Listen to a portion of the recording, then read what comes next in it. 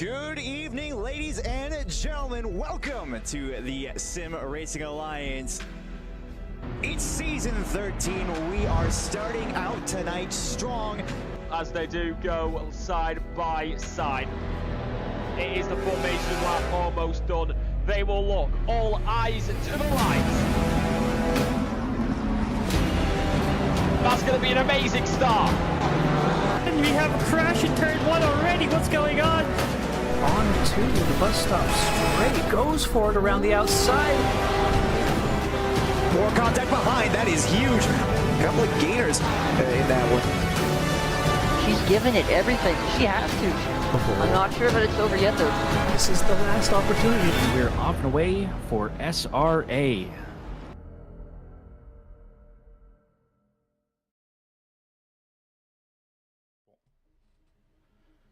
Good evening, SRA Nation, and welcome to the final round of the Division 4 GT3 Team Series.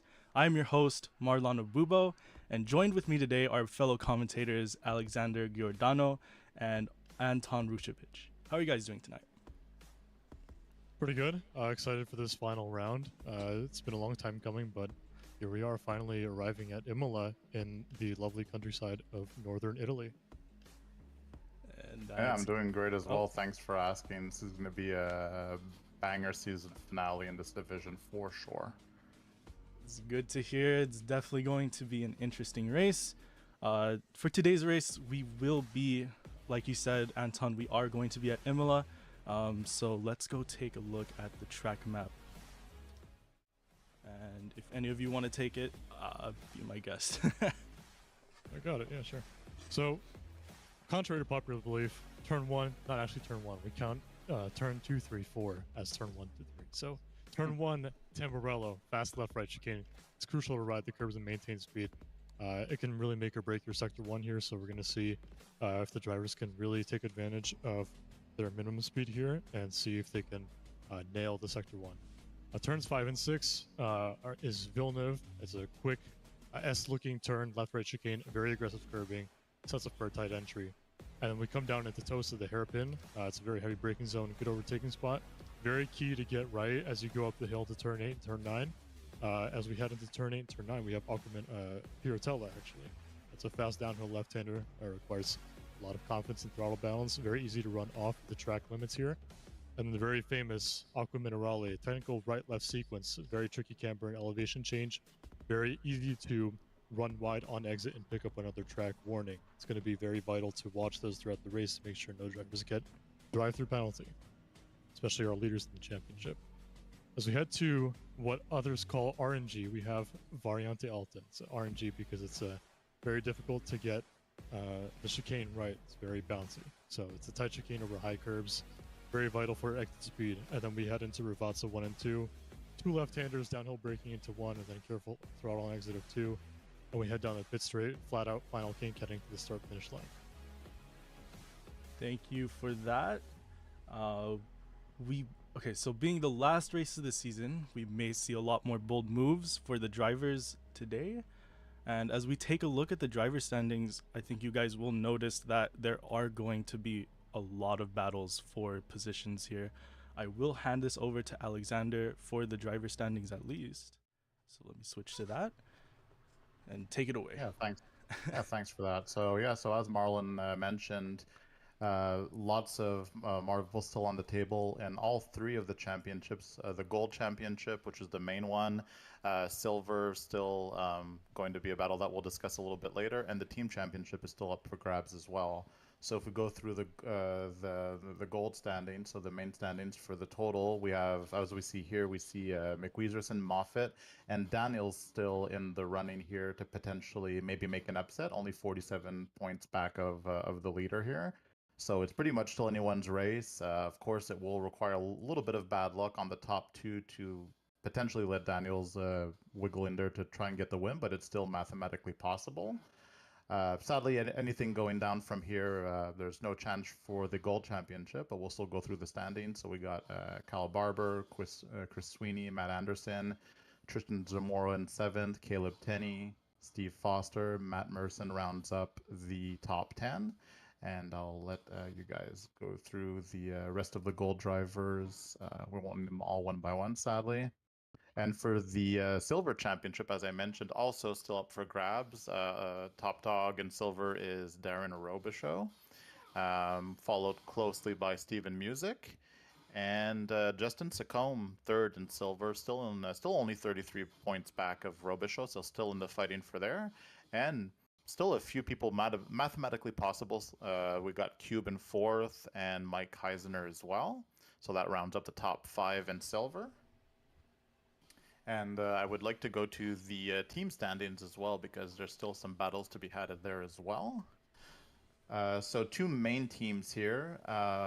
Once again, mathematically, team number 3 still possible to maybe make an upset if all 4 drivers in the top 2 teams have a little bit of bad luck. But the main battle that we'll be looking at is Matt Anderson and Mert Mertzen, which ironically enough aren't even in the conversation for any of the gold or silver championships, but both of their efforts together have put them atop of the team standings at the moment, followed closely by Cube and Sean Daniels. So Sean Daniels actually having a double battle here, looking to potentially make an upset for the gold championship, but still needs to rack up as many points as he can to try to help his teammate out, get his to get the team championship. And if Mason Moffat, that will probably have a very good finish today, judging by his past success with Pinkowitz. 101 points back of the team championship, but still theoretically possible. Yeah, consistency is really the key here, especially you mentioned with Matt and Mert. Very similar names, I might add, so it's easy to mix them up. But you know, they weren't near the top exactly in the driver standings, but consistency brought them here. So let's see if they can really bring it home here at Imola, close it out.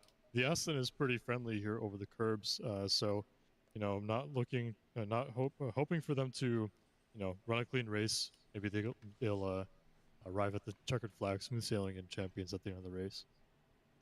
We'll say that very top well team is in the Aston Martin, which is an interesting choice, but they've made it work to get to the P1 spot for the team standings, which I think is really interesting, that it's beating out the Ford Mustang team, cheaper than therapy. So it's definitely going to be an interesting race. And I mean, that's pretty much all we have to say for the race. We're just waiting for the qualifying servers to come up, and we should be able to watch the drivers go out for quali. Ironically enough, though, the D3 champion Seth Roca was driving the AMR, and even the third place in D3, the Mike Gino, was also in the AMR. Actually, 4 out of the top 10 in D3 were all driving the Aston. So I think it's maybe a slightly underrated car that still seemed to have performed well this season in certain divisions.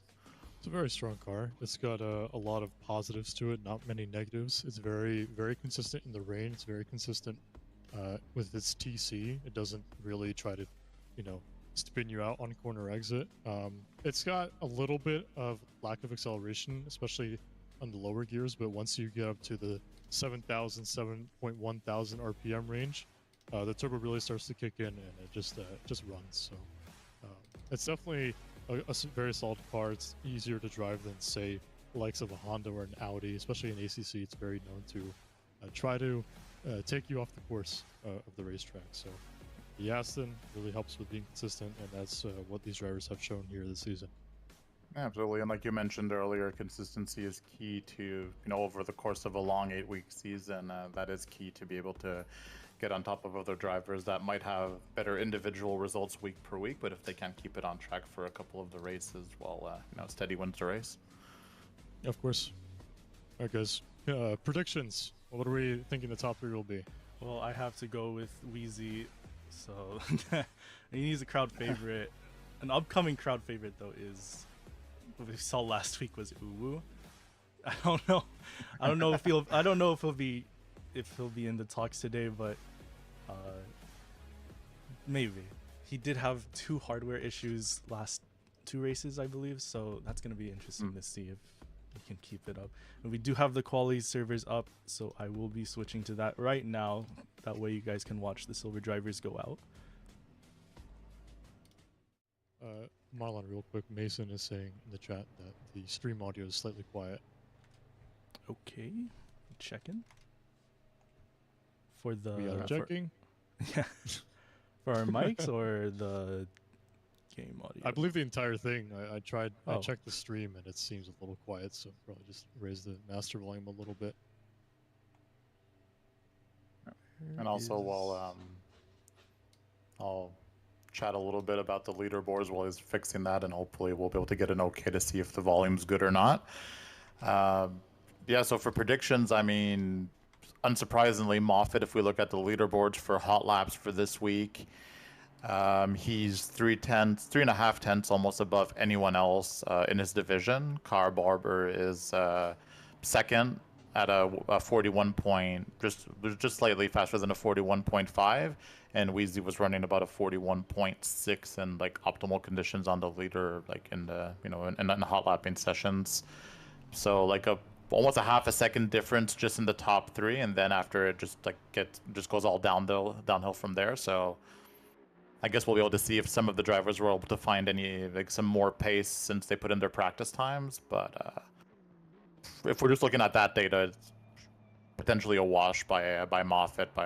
If he's half a second faster than anyone else in the division, might not be that much of a competition. Yeah, Mason's just been in a class of his own since almost halfway through the season. I think he's already 3 wins in a row. Correct me if I'm wrong, but kind of reminds me of my season 12 D4 season. I mean, Alex, you remember? Yeah, we all know. Yes, yeah, we all still have that PT. We still have all that PTSD still, but yeah, but definitely. But I mean, I think theoretically, I don't remember what week I would have to fact check that on in the servers, but I think he crashed out one of the races. But if he wouldn't have, I think he would have won like the last 6 races in a row. So I think he won 1 or 2, crashed out 1, and then just won the last 3 ones or something like that. Someone can fact check me on that, but. Yeah, it's been really a dominating appearance in D4 ever since he joined. It shows the steady growth of putting in practice laps. It really practice makes perfect, especially in ACC. Get used to the car, get used to the track. Find the limits of where you can put the car. Really, explore what you can do, and you'll be rewarded heavily. Yeah, no, absolutely. While I'm at it, though, what's the code to get into the server to view it? Oh, I will send that to you.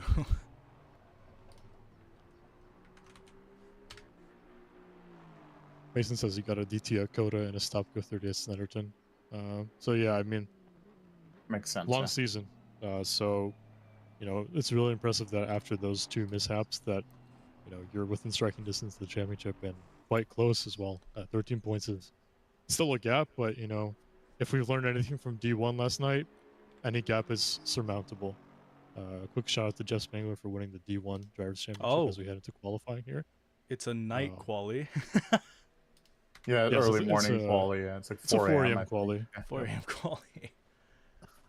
Yeah, something to know about this quali session, actually. So it'll start out in fast conditions, as we saw last week. So the conditions were pretty consistent throughout qualifying, but it starts for fast for the silver drivers, and typically goes to optimum for the time for when the gold drivers come out. So we'll probably see a little bit faster times, more than average. So let's see if whatever silver driver gets through the optimum conditions, see if they can take advantage of that. All right. I believe the mics, the audio should be fine now. We do have the silver drivers going out, so if you guys are new to SRA, the way quali works is we have the silver drivers go out for the first 10 minutes. They will take up half the time, and then the gold drivers will come out right after. They can still hit another hot lap if they are able to get to the finish line before their 10-minute stint is up, but that will be their final lap. So let's see how the silver drivers do for this quali session. Seems we got 29 drivers on the grid for tonight. It's a pretty decent turnout. Very awesome to see throughout the 8 weeks. I know it's a very long and arduous season, especially with, there are a few accidents that D4 has, especially spots, very notable, if you guys remember that. But It's impressive seeing 29 cars here. As opposed to the start, I think in D1 we had 53 drivers at Indianapolis back in week 1, so that was quite the turnout. But 29 is no slouch. You can definitely have some very close racing here. Absolutely, and for the silver divisions, looking at the leaderboards here, Cube was actually the fastest silver driver with a 42.1. But as we mentioned earlier, if they hopefully they practice, in the quali server to get used to, the lack of light. Because if they didn't, then it might be a bit surprising to try and get those fast times in only 10 minutes with not having prepped a little bit to drive in these conditions. Master crosses the line here to start his first flying lap in the dark. There's absolutely no light ahead of him. It's going to be difficult to spot the braking point for turn 1. It's usually the access road on the right. You want to use all the track on the right. He seems to have missed the apex very slightly, but gets it rolling into turn 3 and turn 4 here. It's a decent run. Approaching Villeneuve chicane here for the first time. You want to really abuse the curve, especially in the Mustang here. So looks like he rolls over them pretty nicely. Really want to set up a nice exit here. Uses all the track on that left side. Very important here to not lock up the brakes. You want to remain as close as possible to the left side. He looks to have hooked it up pretty well. Needs a decent run up here up this hill. Approaching Puritella. Brake at about right after the 50 board. Don't go too wide, and he seems to have stayed within the track limits. Now approaching Alco Minerale. Very difficult to get right. Taps the brakes slightly, gets the brakes on all the way into the exit here. Keeps it on track, stays valid. Approaching RNG chicane. Uses all the track on the left side. A little bit timid over the curbs there. Doesn't want to invalidate, but you know what? I don't blame him. It's very difficult to see the braking point at night. You want to just be able to get your first banker lap on the board and go from there, especially because the conditions are continuing to improve. Heavy braking into Ravazza 1. You want to use all the track on the right side. Ravazza 2 again. Onto the pit straight. Let's see what the first flying lap for Cube Master will be as he approaches the pit straight onto the finish line. It'll be a 143.397, currently pole position as he did cross the line first. Sarver's going to follow with a 143.4. Drivers coming through, getting their hot laps in. For the silver drivers though, in the practice server, fastest lap came from Cube, followed by John Ansem. So Cube hit a 142.1, and then John Ansem a 142.2. Yeah, so that'll probably be the carrot that they'll probably try and chase to see. Still very far from those times, but first banker lap. I mean, they're just finding their footing. Still over 6 minutes left in their quali session. So with a 140-ish, lap time, that's still a lot of laps to go on their end. Oh, and Cube goes off. Slightly invalidates. Yep, you got to be very careful there. It's very easy to invalidate. The track limits are typically the yellow curbing on the right. If you got your left tires on that, you can kiss your lap goodbye. It's just might as well just be over. Yeah. It's would have been a good lap. He's really abused those curbs and RNG chicane at Variante Alta. He's already 7/10 up, so hope he can replicate the same thing for next lap and obviously stay valid. But we're gonna see how he sets up for the next corner here. Yeah. So we could maybe check Altaricio's lap. He's about 4/10 up on a 43.8, so that would put him somewhere close to provisional pole.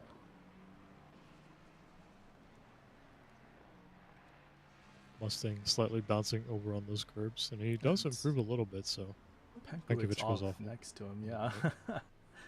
Oh, Sarver sets the new fastest lap. That's a 143.2. So Sarver taking pole position temporarily for the silver drivers. Yeah, but if Altaricio finishes with that, he should have about a high 142 if he keeps going like this. And second up on his time, Curtis goes pole. Altaricio, though, stealing it from them by 0.3 of a second. Exactly, and we got Matt Matisse that's up about 7/10 on his lap now. He's coming into the pit straight. That should be close to a provisional pole. Goes to show how these track conditions are improving. There we go. Matassi takes pole, or sorry, not pole, but he does take a podium Just spot. yeah, just shy, just 88 thousandths of a second from Altaricio's time. All right. Other than that, Cube though, Master on a valid lap. a valid lap, almost up a second. Let's not Yeah, curse so him keep- though. Exactly. No caster curse. If he does keep this pace up, though, that's going to be about a 142.4, 142.3, which will put him easily in provisional pole. Cube pushing the limits. Where is he gonna land? It looks like it's going to be pole for Cube for the silver drivers. Yeah, that's an easy provisional pole in the meantime if he just doesn't crash into the wall on the straight. Yeah, There we that go. is No, I have pole. it validated on the right side, heading across the pit straight. I was about to finish a lap once, and I Yep, went on the green AstroTurf. You read my mind. That's exactly what happened on one of my laps. I was like, okay, I can't completely cut it because the car theoretically can be completely into the AstroTurf. So yeah. Yeah, I feel definitely you don't on do that. That would be the worst way to invalidate a lap here, especially if you're going slightly wide Altarizio there. So, but he keeps a positive delta. He's currently still improving, but Yeah. not as much as he would have hoped. Yeah, and Cube's lap still a very good lap. That's just over a tenth over his PB on the leaderboard. So Matassi though, unless almost up 6/10 as you were talking about Cube. He's going to cross the line. That's going to give him pole here. There we go. well, yeah, there we go. 38 thousandths of a second right in front of Cube Master there. They're really fighting for that pole position. But we have Curtis here up 2/10, just starting out his lap though, but he's only 3/10 back of pole. So any improvement will get him very, very close to it. Lindo in the back with a 5/10, almost 6/10 now improvement. He is still just in over. sector 2, yeah. Yeah, exactly, and he still has about 40% of the lap to go. With 7/10 subs, that should put him somewhere close to. He should put him in the top 5. Cube crossing with a 2/10 gain. That will give him pole right now, but as we've seen, pole can bounce to anyone in the silver division. And there we go. With a 42.147. Yeah, but that's just slightly better. That's a few thousandths of a second better than his PB. So Cube Master clutching it in the quali session. Still with a minute and a half to go, so this will probably be his last lap if he decides, if he has enough fuel for a last one. Curtis and Altarisio invalidating. They're in the pits now, so that will be the end of their quali session. We'll have to check Robichaud, that's sitting in 11th at the moment. Is the silver division leader, but at the moment doesn't seem to have stringed a lap. He's about 6/10 up at the moment. Let's see where he. Oh, I think his lap was invalid. Race control kind of trolled me there a little bit. But yeah, Robichaud, his silver chances for the championship might bank on this last quali lap, because if he starts almost dead last in the silver division quali, then most of the golds will probably quali over him. So having to protect your championship lead starting from dead last in the last race of the season is definitely not where you want to be. Looks like Ansem's gonna go off, so that's gonna be the end of his quali session. Cube is up on his time, and he's entering the final turn.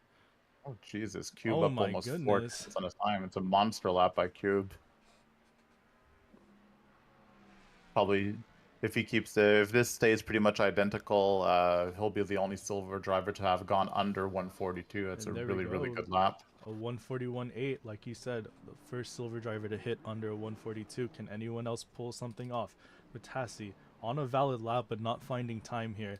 Kangalosi followed, is the next driver, not on any time gain. Sebastian Music is going to end his quali session there. Matassi also ending early, so it looks like Cube's pole position is going to be protected. The silver drivers have found their pole sitter.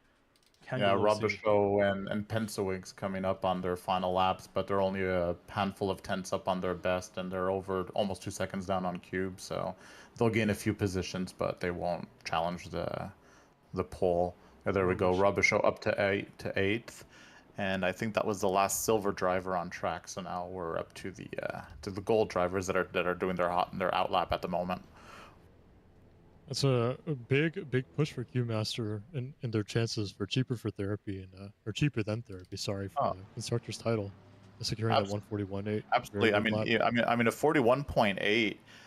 That's giving the top gold drivers a run for their money, judging by the leaderboard times. So I think that will put him pretty much like mid-pack, like even in gold, like at the worst case scenario. This might even be like a top 10 total in the division, and then a 41.8. A very solid time. We do have the gold drivers going out now. Kyle Barber is going to be the leading driver for them in that Aston Martin with a Wario livery, it looks like. Oh, that's not Wario. I don't know. No, what car is he driving? He has the Aston. Was it a Bentley or the Aston? No, that's the Aston. I don't know what his livery is. It's kind of hard to see in the dark. It does say chicken, yeah. Oh, it's chicken. Oh, I think it's chicken. No, I think it's a cow and chicken livery, if I recall. Oh. Yeah, there we go. It's cow. Yeah, it's cow and chicken.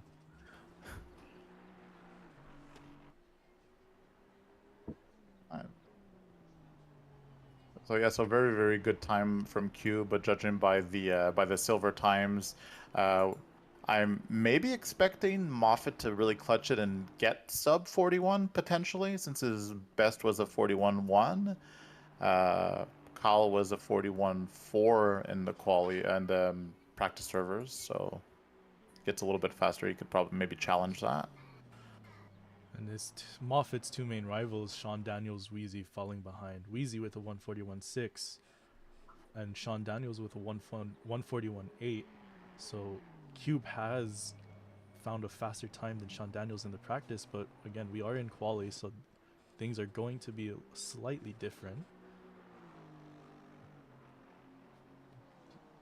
Yeah, it'll really depend. I mean, 10 minutes isn't a lot of time. You only get a handful of laps to try and clutch it and get close to your PB. I mean, we don't know exactly in what conditions those laps were made, right? Maybe that was after a full 1 hour practice session where they felt the track, for over an hour, and then they just clutched a good last lap at the end. Now they only have 10 minutes to, get warmed up, identify the track conditions, and do the best they can. Barber crosses the line, setting the benchmark for the gold drivers for now, 142.5. Sean Daniels falling behind, 142.7. Mertzen, 143. So no one beating out the top silver drivers, but these tires are still cold. We'll see how far or how much they can push their lap times as their tires start to warm up in Imola. Oh yeah, absolutely, and that was only their their banker lap, right? So there's still a lot of pace to be had. I mean, Barber already up almost 5/10 on his time just in the first half of the lap, so he's already challenging Cube Master's time. Challenging P2, yeah. If he can find more time here, he can take provisional pole. But as curious to see what Mason's banker lap was. Let's check it out. It was a 142.275. Oh, so yeah, Mason is going to take for gold, he's going to take provisional pole, 142.2. He's not on a valid lap now, so he's gonna have to go around again. But he is up 4/10 on that time. So he's he's looking for now. But now Barber coming up in the final sector here, followed by Daniels, both about 6 to 7 tenths up on their PBs. So that should put them both right under provisional pole, unless they can find a little bit of pace here in the last turns. These two drivers are really pushing it. They really want pole position. Barber is going to take that pole position. Oh, no, he's not. He's 5 thousandths out. Yeah, 55 thousandths of a second right behind Cube. And then we got Daniels about 4/10 down. Lost a little bit of time in the last sector. I think he lost a little bit of that delta that he had. In the meantime, McWeezerson is about 6/10 down of pole. Got one of his laps in a 42.382. This isn't that. But as I say, just in the first sector, McWeezerson up almost 4/10 on his time in the first 30 seconds of the lap, and it just keeps shooting up. Mason's got to be feeling the pressure at this point, coming down to 4 minutes, counting down and qualifying. He's got to get at least a good valid lap in. It's not his bank lap, given the tires are now warming up. Oh yeah, Currently, for sure. Oh, look at the delta rising. Is already Yeah, exactly. You just see it shoot it up. Yeah, 6/10 Exactly. up already on his lap, and he's only 40 seconds into his lap. He just needed a reason to find that time, and Wheezy was that reason. Yeah, but Wheezy's still keeping the pace, though. I mean, he is a little bit slower here on his lap and on the delta, but a few tenths at most at the moment. Mason's up almost 8/10, just under 8/10 on his lap at the moment. Going back which to would easily Barber. give him pole. Sorry for that. Oof. Going back to Barber, he's almost lose that rear end. Up 2/10 though, that's gonna put him on pole. There we go. A provisional pole until McWeezerson passes the line. Will that be pole for him? Oh my goodness, look at Moffat's time. He is almost up a second. Wheezy crossing. Yeah, Wheezy just misses by just over a tenth. Moffat here, no, he lost a little bit of time in those last turns though, but still 8/10 up, which should put him at a 41.6 approximately. Yeah, there we go, 41.685. And Moffat takes pole. Provisional pole. Oh no, sorry, that was actually Barber's time. My bad. Yeah, so yeah. Wheezy. Oh Jesus. Oh, Wheezy doing donuts. Premature donuts. You haven't won the championship yet, buddy. Early celebration. Yep. Quick update on the championship standings. So if Mason wins this race, then Wheezy cannot place below third. Otherwise, it is game over for the 13.296 of Michael McWeezerson. So, doing those donuts in the sand, losing the car there, it's definitely going to scrub up those tires. So, got to cool them down, make it around the track one more time, hopefully get another decent lap in. Yeah, this track evolution. Wheezy's going to have to absolutely leg it, though. He has 2 minutes left in quali. And then, to be honest, the standings are so close in all three sectors that this might even potentially come down to the 1 point for the fastest lap and the 1 point for the pole, right? I mean, I don't think that any of these drivers can give up those precious points here. It could. Very could well play a role here. But given how Mason's consistency towards the tail end of the season has been, personally, he's my favorite to win the championship. Weezy's a good friend of mine. I hope he puts up a very, very solid championship fight. So let's see if he can cool those tires down and be able to send it one more time as we go through the last minute in qualifying in round 8 in D4. We are racing at Imola.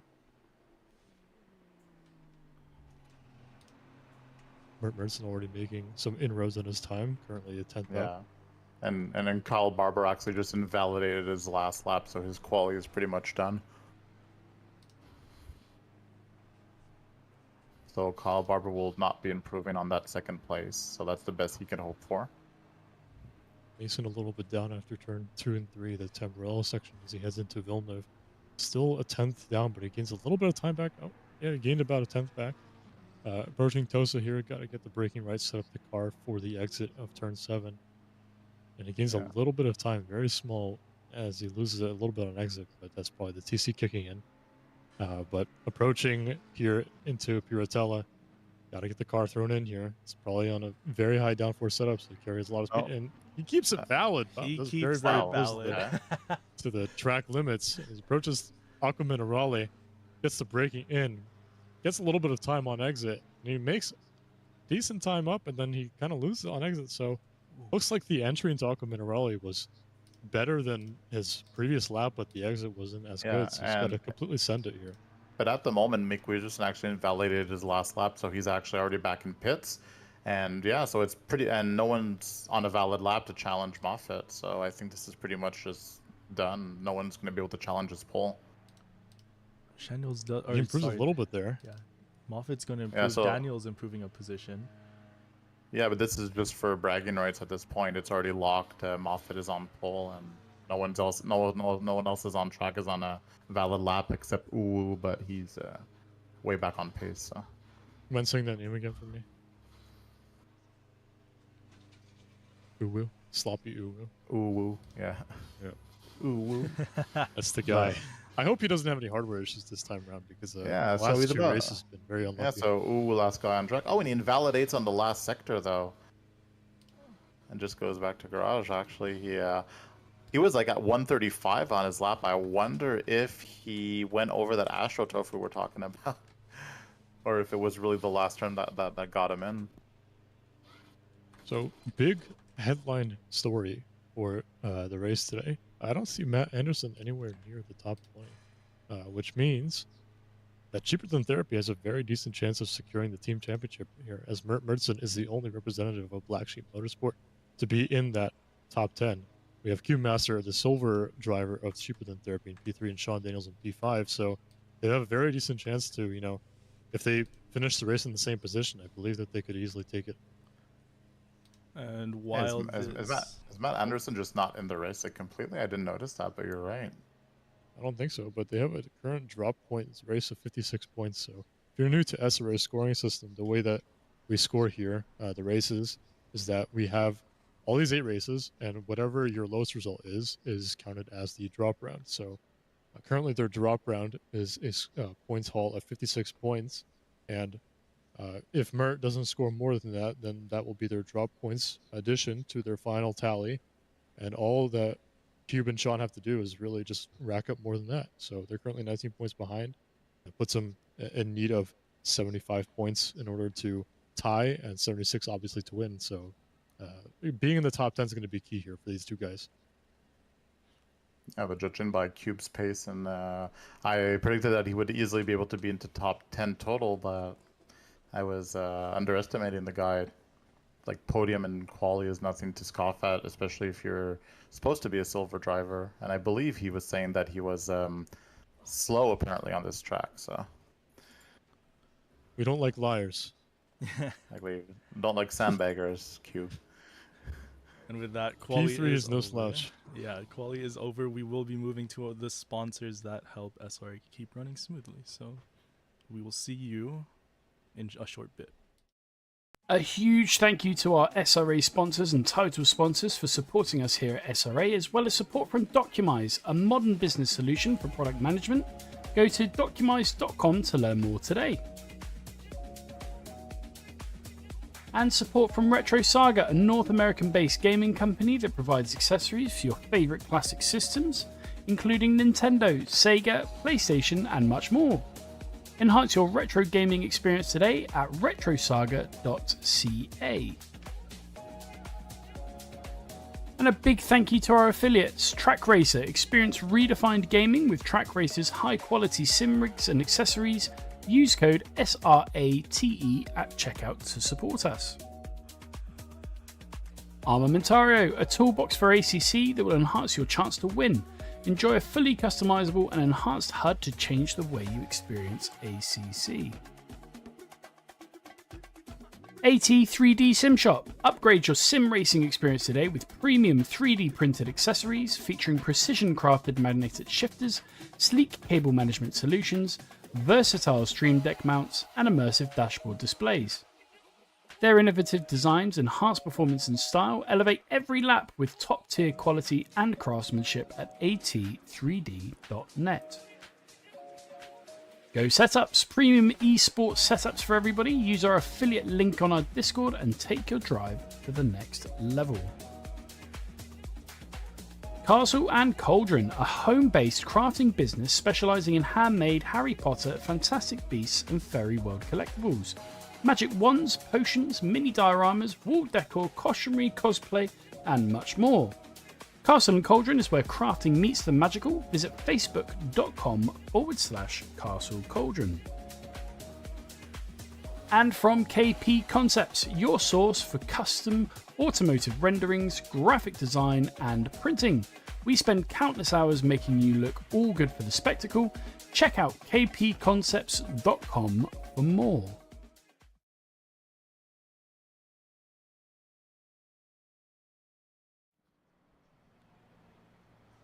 And we are back. The drivers are doing their formation lap before the race starts. And let's go over the liveries that these drivers have. What's a good camera for you? Very briefly, because we're approaching the end of Sector 3 almost, or rather. I don't know. Yeah, exactly. We're already in Halfway through. S3. Yeah, okay, we gotta go quick. So for the race, I think we'll just go over race positions, maybe not the liveries. I'm going to. So we do have Moffitt P1, followed by Kyle Barber, P2, Cube Master, that's the silver leader, or the leading silver driver, P3, McWeezy, Weezerson, P4, Sean Daniels, P5, Matassi, P6, Mertzen, P7, Zamora, P8, Curtis, P9, Wikinski, P10, Cab, P11, Lindo, P12, Altarisio, P13, Tenny, P14, Ansem, P15, Sweeney, P16, Kangalosi, P17, Robichaud, P18, Thompson, P19, Sarver, P20, Music, P21, Johnston, and Uwu, P22, 23, and starting in pits, unfortunately, the drivers are going to be coming out, or starting the race soon. And Pretty quick stuff there. I tried to go as fast as I could. Rap God Marlon. Rap God Marlon, as the drivers line up side by side as they approach the end, or the middle of the pit straight. Mason Moffitt slightly, looks a little bit short in his box there. We're about to go green here. Kyle Barber looking up is outside as we go green in Imola. We are round 8 of D4. Wheezy gets a very decent run up. Sean Daniels is outside, or that's Cube Master. I apologize.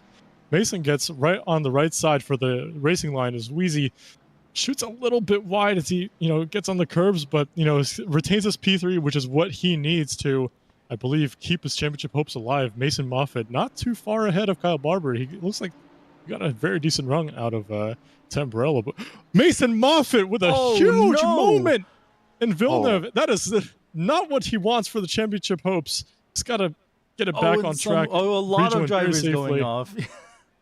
Worst possible scenario for Mason Moffitt. I mean, you gotta keep it on track. Oh my God. I'm gonna replay that just for the last 10 seconds. I don't know if I got it. I might have.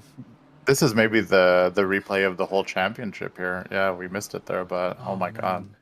This is going to be a massive recovery drive from Mason Moffitt, if anything. He's definitely got the pace. He's just got to put those laps in now. But McWeezerson, definitely best case scenario right now. He's just got to keep it, on track, keep it the race clean. Pretty much, yeah. I mean, he has lots of wiggle room. I mean, even if Mason is, the slightly faster driver, having to rip through the whole field to get close to them is going to be extremely hard, even for him. That's a tough start to the race for Moffitt. Wheezy is going to be breathing a little bit easier, though. Barber's still in the lead. We do have Q. And we actually got just Madison P4 just went up on Zamora here.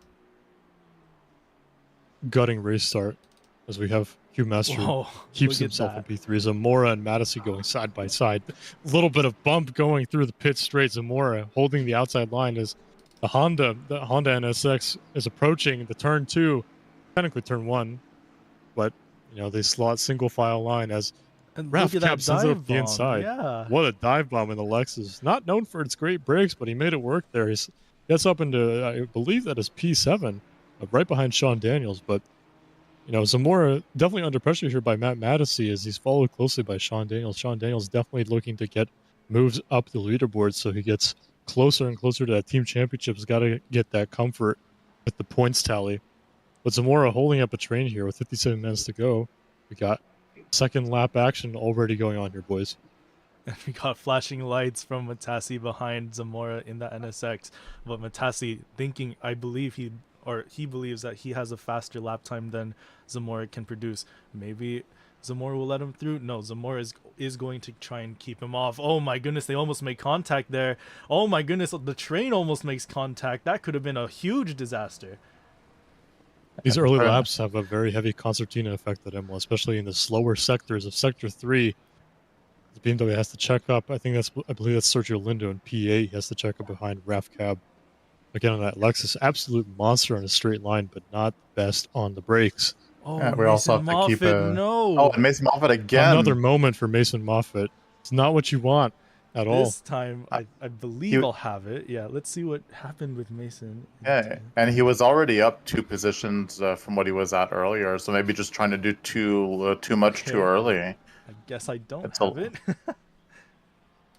Yeah, I mean, if you're Mason here, you just gotta, keep your head down and maybe think of a, alternate strategies than what you were gonna do when you were obviously starting from pole. Raf Cab goes to the inside up the curb, and you do not want to take that much curb in turn 1, as that's what's gonna happen.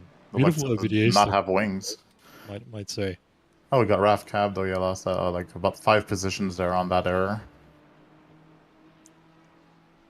And yeah, Mertzen holding a steady P8 for his team championship hopes, keeping Black Sheep Motorsport hopes alive at the moment. But P8 is not exactly the points haul that you want, I believe. I mean, obviously as high up as possible is ideal, but it's still a long race, long way to go. Let's see what everyone can manage here. Exactly, and I think if you're Mason Moffat in this situation, I think you need just to, as soon as possible, just go monk mode and just concentrate. I mean, you know that you were on pole, you have the pace to cut through the field. You just need to do it surgically and don't pressure anything that's unnecessary. Yep, just gotta keep your nose clean. If you're following cars, don't go for any super unnecessary sends. Obviously, if the car's ahead slowing you down, then think of an alternate strategy. Matt Madison gets a very decent run on Tristan Zamora here as they approach Rivazza 1. Tristan Zamora leading the pack from P4 all the way up to, it seems to be, Sean Daniels almost into the back of Matt Madison, the silver BMW driver here. Speaking of silver BMW drivers, where's our current silver championship leader, Darren Robichaud? How is he doing? He is in P17, fighting for a position here with that looks to be Ansem. He does make the move on Ansem, so that BMW is going to get ahead. One of the drivers I forgot to talk about that I saw while I was doing that quick read of the people, Sloppy Uwu starting in the pits. Wonder what happened to him. Probably hopefully not more hardware issues. Yeah, or maybe the teammates collide. Did you guys see that? I believe it was Trey Morgan and Mac Morgan. Currently in their own little battle in the championship. I think they were both on 76 and 75 points. There was a little bit of discourse in the D4 chat earlier today, but geez, that is not what you want. That is not what you want. At least he straightened him up at the end. Exactly. A little bit of brotherly love just to straighten him out afterwards. Oh, what was that? Wikinski getting a yellow flag might have gone off. And what is that? Oh, no, he's doing it again. Crab walk Wachinski, that's what we call him here in SRA. I believe those are track limits, Peter. I don't think you can beat it. And I don't know what happened to Sarver here. Sarver actually dead last at the moment. I don't know if he got into his own little we'll see if I have the replay. No, the replay's not. Looks like he's already pit. Yeah. I think he's already pit. It definitely bucks very early. He was on an alternate strategy for everybody else. Yeah. Maybe he just thinks that the tires can. I mean, not a particularly harsh track on tires, especially if you run up TCA a few clicks to try and do the full distance. If you ride up too much on the curbs, the tires do end up losing a little bit of pressure, but especially in these lower temps, it's not as violent on the tire wear. But if you stay out as long as Steven Sarver is going to stay out, you're definitely going to feel it towards the end. Okay. This is some crazy lag we're seeing here. D4, baby. This is what we're here for. Yeah, this is what we're here for.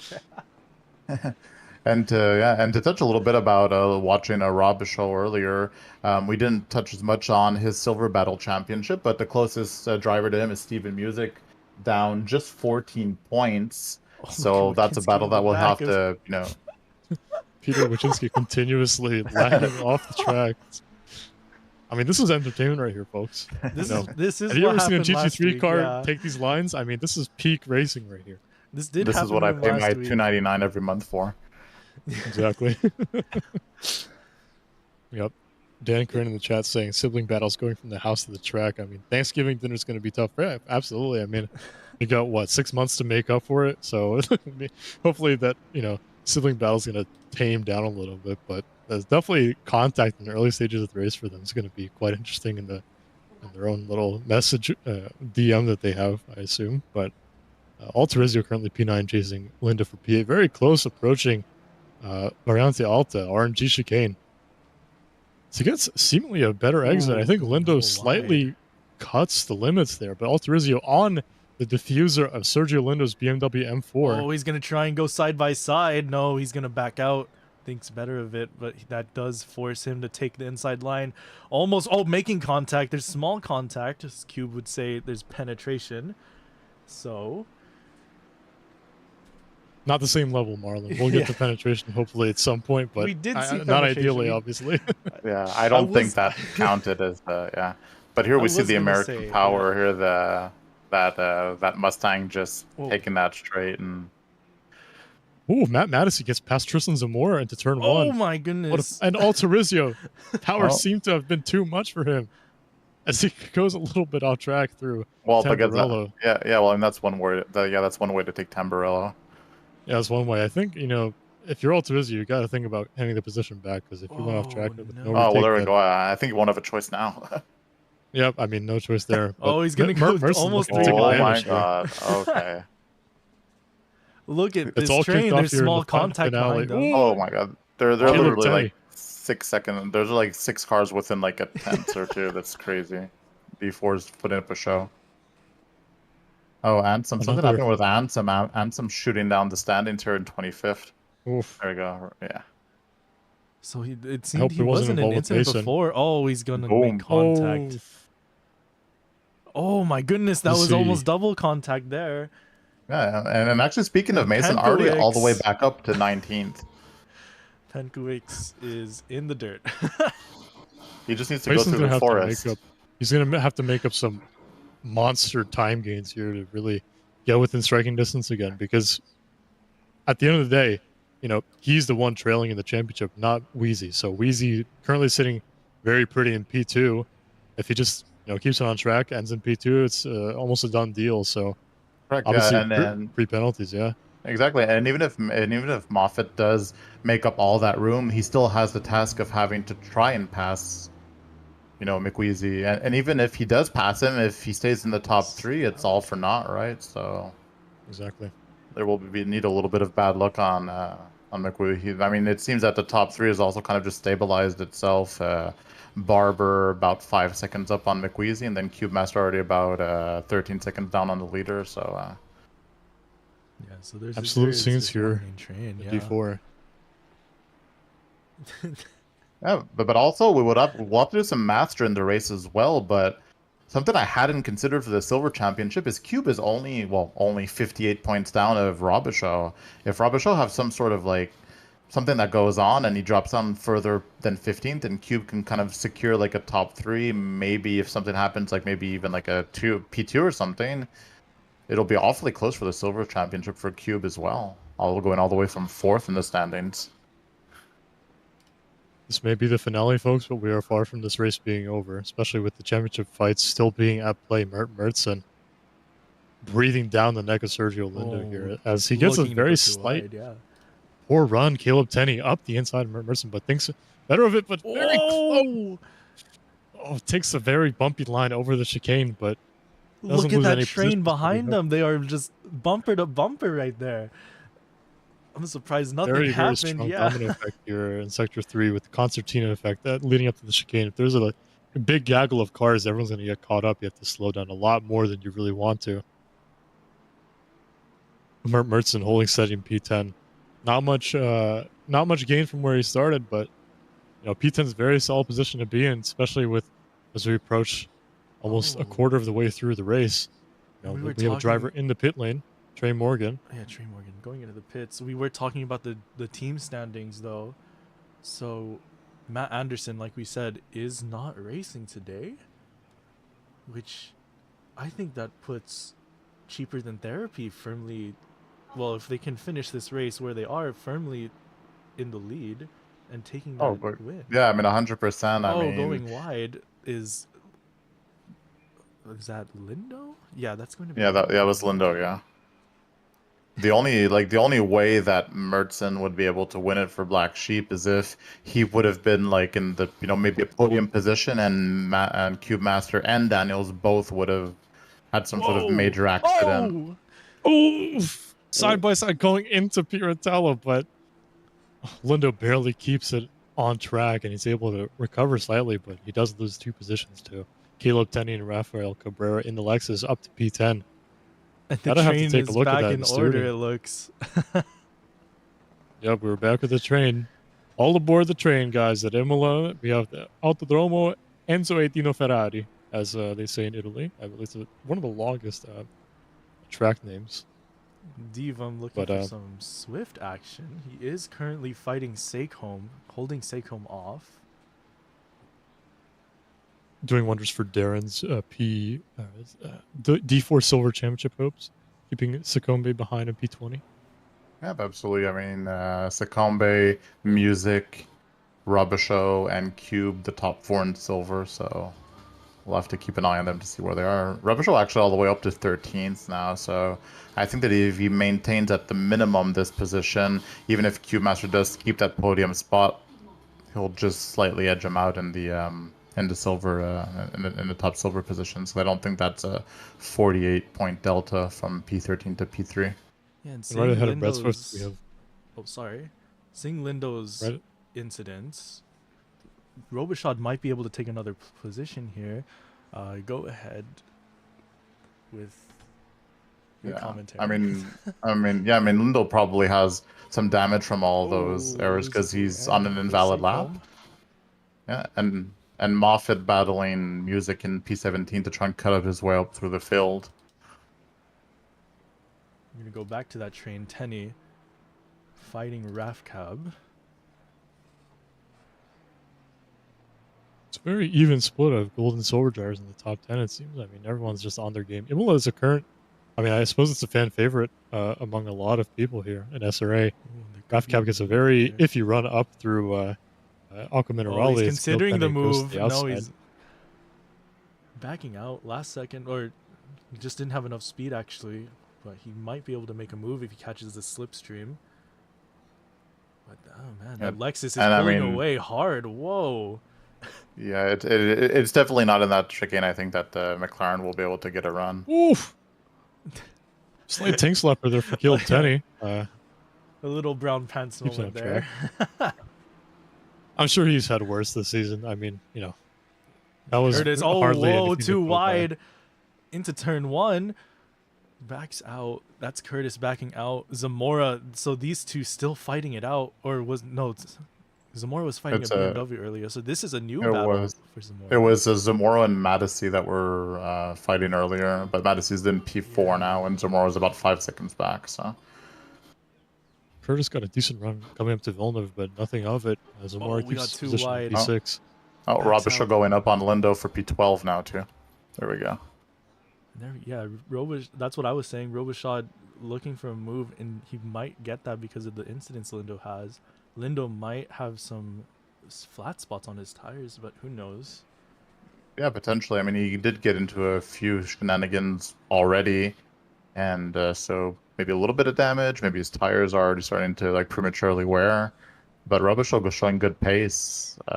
He was all the way back in 19th or 20th, I think, after lap 1, and already back up to 12. So, just want to point out really quickly, we saw there Peter Wachinski not lagging anymore. So Crab Walk Wachinski no longer with us. We have regular Wachinski. Oh wait, I mean, there's an probably incident. The best case scenario. 2 incidents. Morgan. Oh, Mac Morgan again. What was that at the end? We see Trey Morgan passing. See what happens to Mac Morgan approaching Aqua Minerale, turn 10 on track. It bounces on the curbs. Not what you want to see. And then he gets on the and we come back to 2 wide. Oh, he's going to lose a lot of positions there. Not ideal for Mac Morgan. That's a good run on Steve Foster here, though. Going to be side by side with the 296 cars going into Ravazza 1 versus Ferrari. Another yellow flag. Oh, And that's gonna meanwhile, be we have our that's gonna be Slavi Ooh and Moreno. Ooh. Oh, Yeah, a lot of passes after. What was that? Oh no, okay. Interesting. Hardware issue? Kind of just parks Not it in the another grass after. sloppy hardware issue for sloppy Ubu. What a It shame. might look like it.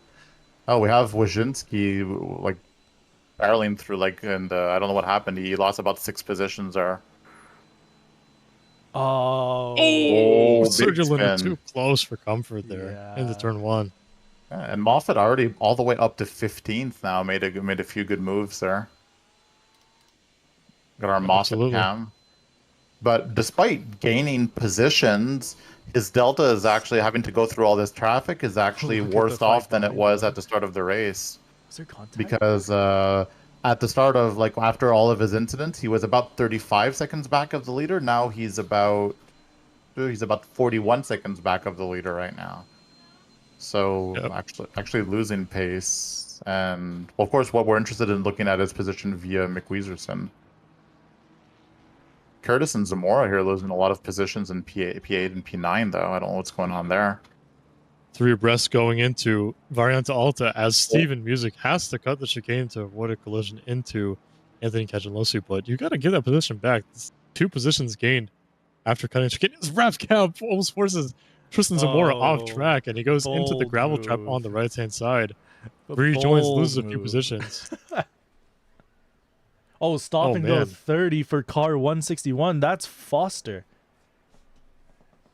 Foster P27, so yeah, might have. Oh, unfortunately, just going from bad to worse. Yeah. It was Zamora here deciding to pit. Actually, had enough of all these battles and these shenanigans. So deciding to pit early here at 40 minutes. Yeah, these pit strategies could actually play a role in this championship fight. You know, this pit entry in Imola is very, very treacherous. There's a big bump on the way into the pit lane, and you got to get your speed under the 50 kilometers an hour, because if you don't, then obviously that gives you the stop-go 30 penalty that we just saw for Steve Foster. Ooh, and if you're McWeezerson or Moffat, you definitely want to avoid that. So Moffat going around the outside of Sergio Lindo in turn 7 at Tosa. What a move for Mason Moffat. Definitely making easy work of that BMW in that purple and black McLaren. Yeah, and so conditions for Lindo, it does seem to be that his tires are not really great right now. Look at him going wide. Oh my goodness. Oh, and the 3-car train. Q-Master Sean Daniels, both P3 and P5 respectively. I mean, this is perfect scenario for them in the team championship. You want to stay here if you can, but they got the little buffer of Matt Madison in between. I mean, if you're sandwiched between 2 Mustangs here, you're probably, Code Brown here for Matt Madison as the brown rusty BMW goes onto the pit straight following Q-Master, only 0.2 behind. Let's see if he can make a nice move with the slipstream, but doesn't want to follow him seemingly as Q-Master pulls off to the side to really break the slipstream, and it kind of works out for him. Yeah, absolutely. And I'm under the impression that Q-Master is kind of holding up the train in back of him, because his fastest and average laps are a little bit slower than everyone following him. So I think that he's the one that's kind of holding everyone up, because he's 22 seconds behind Kyle at the moment. That's in the lead. Yeah, Imola, one of the longest pit straights here we have, as Tristan Zamora came out in P26, almost being blue flagged by Q-Master. I mean, blue flags only start coming out. No! Head car. Darren Robichaud seems to have been Robichaud, no. Oh, no. Is that the Silver Championship slipping away here? Oh my goodness, the after hit. Oh. And there's more contact, it seems. Oh no, Robichaud just rejoining the tracks. Yeah, and after all that, Mason Moffat all the way back to in the top 10 already now. And it looks like the train has come back alive. Yep, we got all aboard the conductor, who I believe is, I guess it's Lindo, but very close between Chris Sweeney and Steven Music right here, as both Ferraris enter. Rafcab pulls off to the side, I believe. He's probably just going to return to garage. Yeah, let's race over for Rafael Cabrera. Final race in the Lexus here in D4. I believe he'll return to it. It's a very nice car to drive, but it's very rapid and straight line, not so great in the brakes. It's very fun to overtake people with a slipstream, but side by side here. Yeah, with Scott Johnston. But with Robichaud's incident now, Mike Morgan Something. Having trouble with Oh, Aqua, he must Aqua have- Minerale there. Yeah. Seems it's like his third incident. And Matt Matisse down to 8th. I don't know what happened there. Oh. And He's in return the to garage? pits. Wait a minute. What No, I happened? think, Oh, I think he's it just pitting. pits. Yeah. Okay, you just pit. Okay, phew. Okay, He's because just I didn't giving us see a yellow that. flag, which is strange. Kangalosi did have an incident though. Might not be able to catch that. Yeah, I won't be able to catch that. And Mason Moffat actually deciding to pit as well now. Yeah, I think that's best case scenario for Mason actually, Man, because race control all these is- gaggle of cars up ahead, you want to just get clean air as much as possible. Hopefully it doesn't bite him in the ass because he had to fight through all that traffic once to get back up to P10. And if he has to go through it again and then try to catch up to the leaders, hopefully his strategy will work out for him. Shane I Foster believe looks after- like he did his pit, but he still has a stop go 30. So Yeah, you got the stop go 30 after he's probably currently serving it, or is going to serve it this lap. he's 228 has Matt been Matisse disqualified. disqualified. Oh no, that is Oh. not ideal. That's not what the yellow ideal. was for. I believe he probably just came out as the tires got onto the car. He probably just didn't put the speed limiter on and exceeded that 50 Oh, but kph limit. A disqualification though, that's massive. Yeah, Q Master and Sean Daniels currently P3 and P4, second row of the grid, effectively. They're sitting very pretty, you could say, for the team championship, and it's all but wrapped up. I mean, 35 minutes to go. Just gotta hold station for these two guys. I mean, Question Must be some now, team though, orders, is right? Will Sean Yeah, and- Daniels be let through? And in the this queue? specific- yeah. Yeah, and in this specific case, I mean, I don't know if Sean Daniels kind of just holds up everyone behind him to make sure that Cube stays in that P3 position, because with 47 points behind McWeezerson and Moffat, Daniels' chances to get the gold championship are pretty slim because, there's people in front of him in the championship that are in the lead, but Cube Masters silver championship, they're still looking pretty good though. Since there seems to be a lot of, let's say, Robichaux here in 18th. yeah, I'm sure they're discussing it between themselves.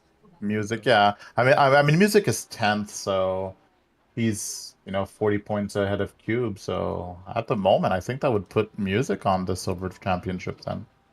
Well, at the moment, this is, Steven Music hasn't pit yet. You have a few cars obviously behind him who already have pit.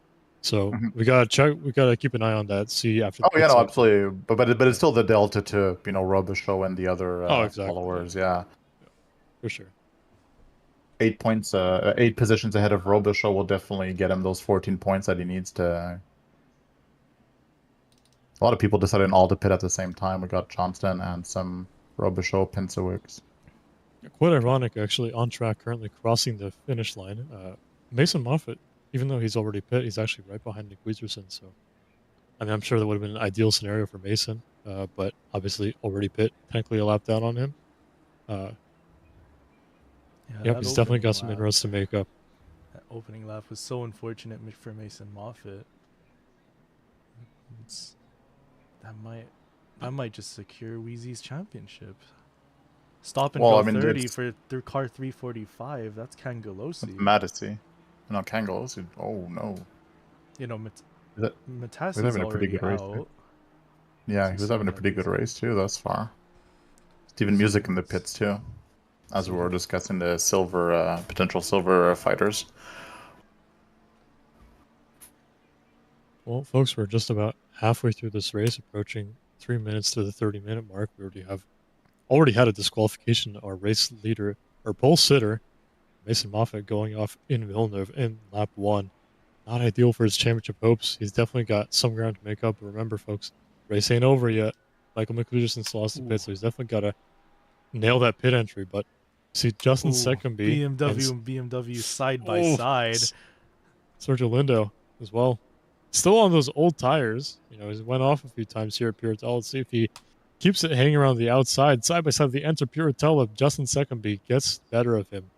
Peter Wojcinski very close on the bumper of Sergio Lindo, looking to the inside of Aqua Minerale, blocked by the tree. Come on, ACC, what are these angles? Sergio Lindo goes off. And Peter Wojcinski makes very decent work of that overtake, putting his ass into the provisional top 10 at the moment. Yeah, and speaking of people that pit really early, Steven Sarver actually sitting in 13th, having done his pit like extremely early in the race. So his positions can only go up from here actually. So 13th from I think he qualified 20th. So good 7 position gain on his part thus far. Very solid stuff. Those tires will be very, very rusty at the end. For But every currently just undercut, making good use of that clean air. Yep. every undercut, you have to manage those tires to perfection. Oh, passing in the pits. Okay. Yeah, Turizio goes in for a stop. And Caleb Tenney as well, going in for a stop as well.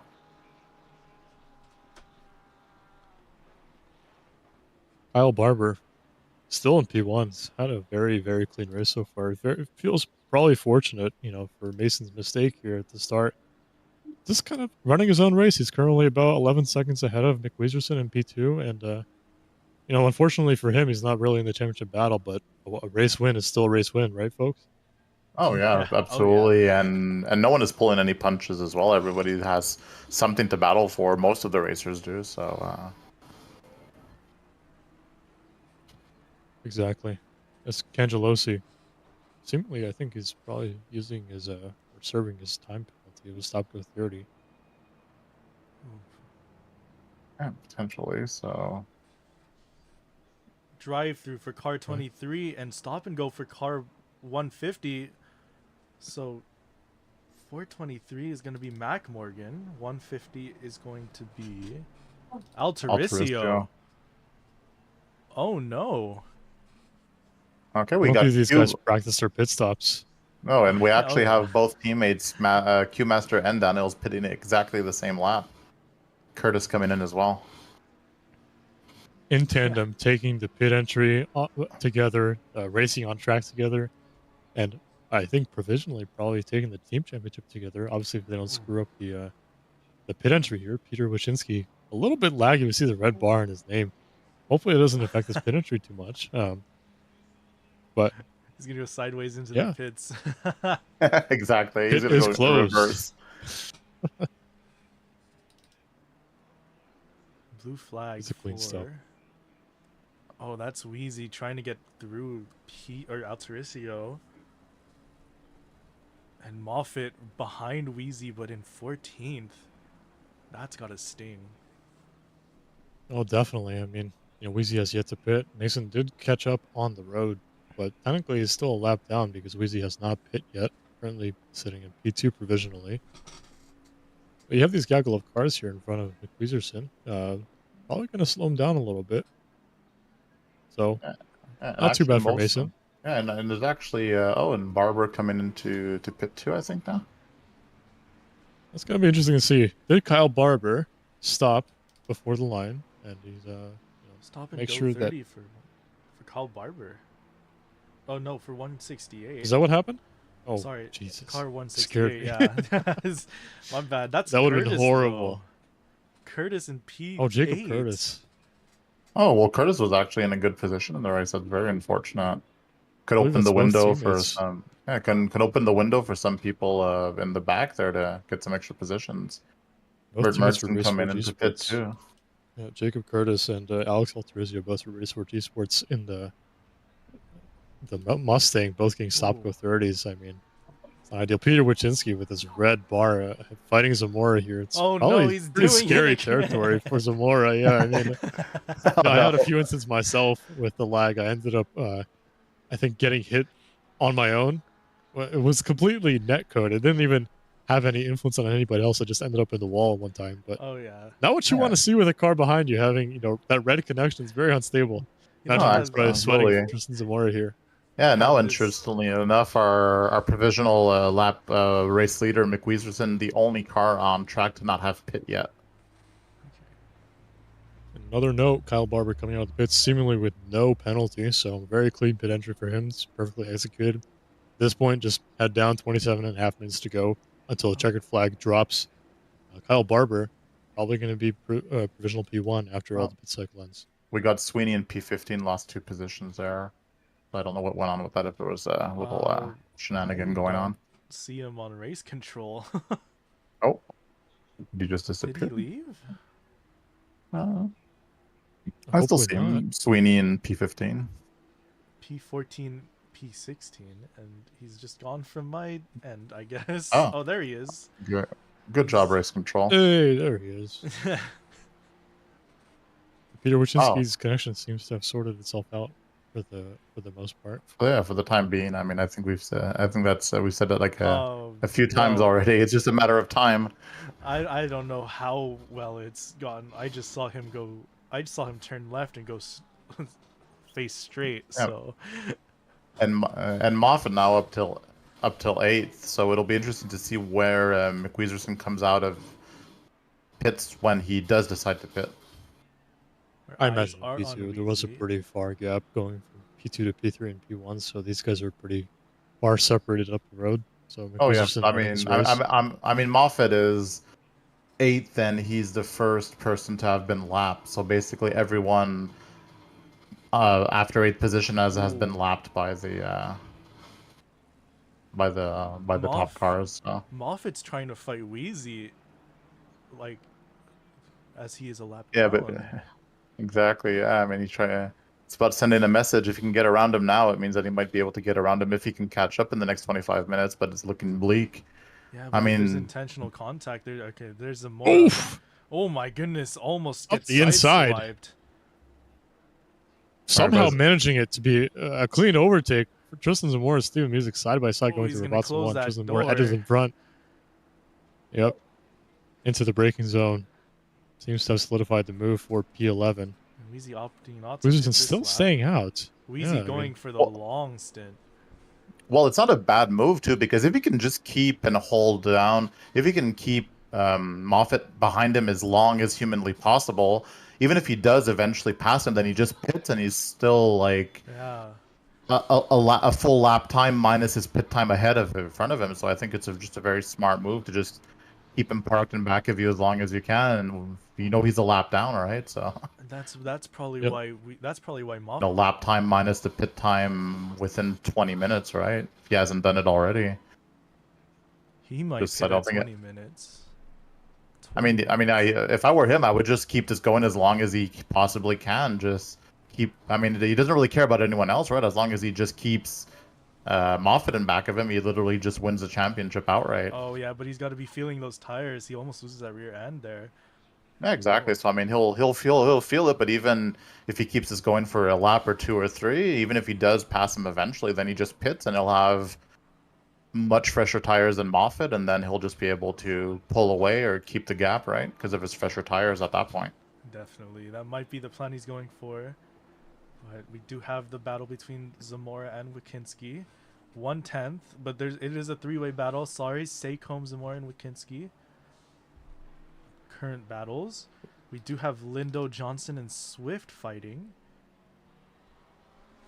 Not as close as them. Oh, wait, what has happened? Sebastian. Is Saycombe pitting again? Isn't it like the 3rd time that Saycombe is pitting? Saycombe had to stop at 30, so he had to serve it before the end of the race. Got it, but this is the 4th. He already has 3 pit on his pit counters. This is his 3rd pit stop, though. 3 pit stops. When in Rome, I suppose. When in Imola, but yeah, I don't know. Just unfortunate because he was kind of in the fighting there for a while for the silver, maybe trying to put up a fight for silver, but now he's out of the fight completely. Rubisho in 17th, Music in 12th, so we would have. Going to be really close. 5 positions. I don't know if that's enough to get the 14 points that he needs, Steven Music, but this might secure the silver championship for him if he can keep. If Robichaud doesn't catch up to him. Steven Sarver, I mean, what a race so far. I believe he's currently P5 after a very early undercut. Oh, I don't know where he started, but he started P. He's 15 positions up. What a mega race for Steven Sarver.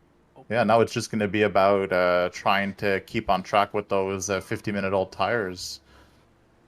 Because I think you've pitted like within the first 10 minutes, so those tires are already about 30 minutes old. Yeah, just got to keep it on track. Timer. Yeah, he's at 34. He's about 35 minutes into his stint at the moment. Keep that pedal down, Steven Sarver, car number 41, M4 GT3. So. Pretty much. P5 would be an absolute mega result coming from P20, currently 15 positions up, defending from Mertzen. P6. Yeah, exactly. I mean, with those Tennessee old in the tires, chat. he's definitely feeling the pressure. I mean, Merton has to get around him like soon because he has the fresher tires. So Looks like Merton is trying to make that move. There we go. there we Takes the go. inside line. But I still, guess even Steven if knows that his tires exactly, are yeah, definitely and even older. if he loses a few positions, it's not the end Oh, of the wait, world. there's Even a if yellow he, flag. Oh, no. oh, another another boo boo by Mac Morgan. Oh, he's going to go into the grass. Too much wheel That's quite the spin. boo boo there. Yep. Just not his race. I mean, for once at least it wasn't Aqua Minerale that did him in, but Yep, and he Almost goes just back to the before pits. it, though.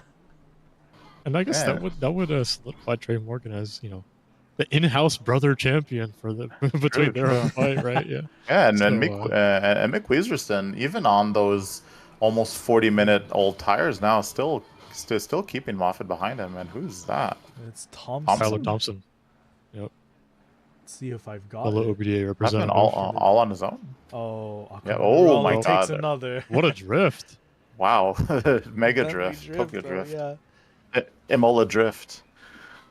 Oh yeah. Beautiful stuff. I mean, honestly. Pretty well executed. Surprised he kept it on track there. Yeah, 10 on 10. 10 out of 10 drift. Exactly. But yeah, and actually, I mean, Daniel's still just like keeping back of Cube, though. I think that he wants to give Cube any.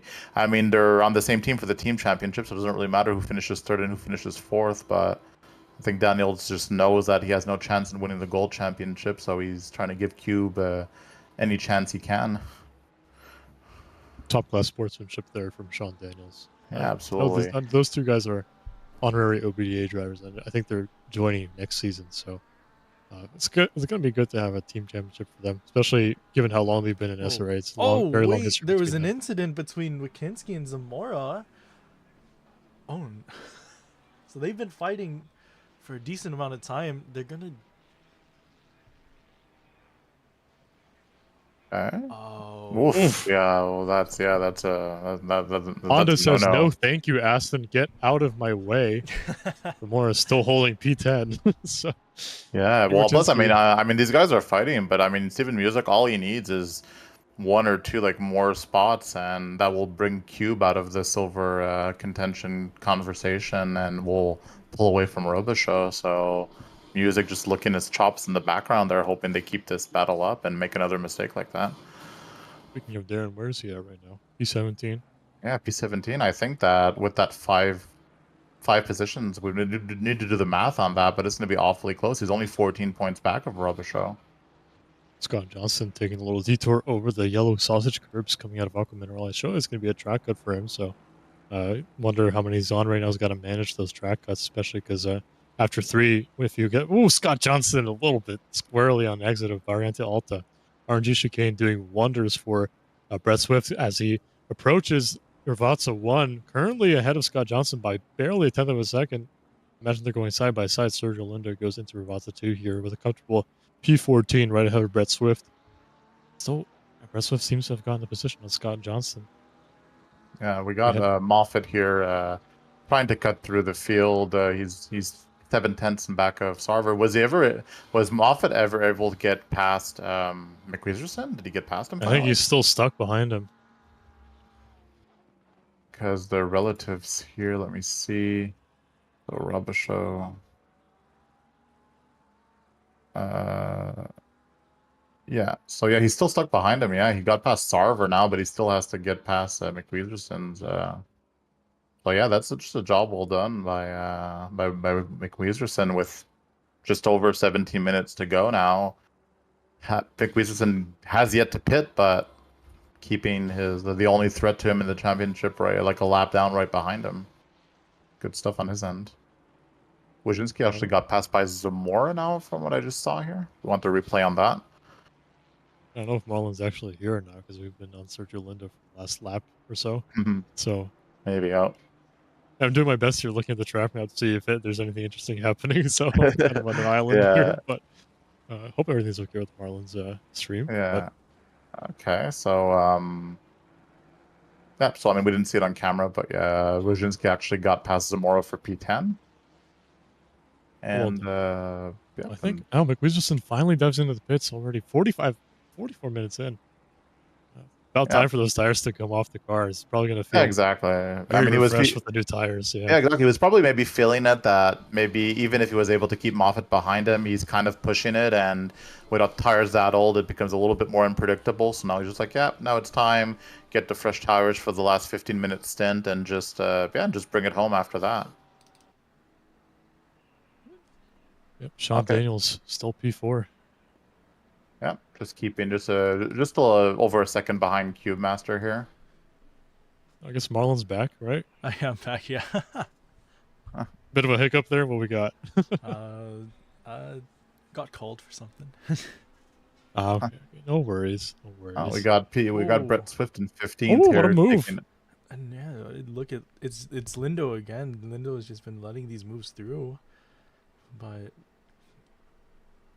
I don't. Yeah, well, I think that Lindo has been just battling and keeping had a few hiccups here and there, but relatively relatively clean. Hasn't had any major issues. But looking at his lap times, I mean, he's best lap of the race, so 44, which is actually the fastest lap in the whole race. But sitting in 15th, so it just goes to show that keeping it on track and not getting into major incidents can still net you a decent finish here.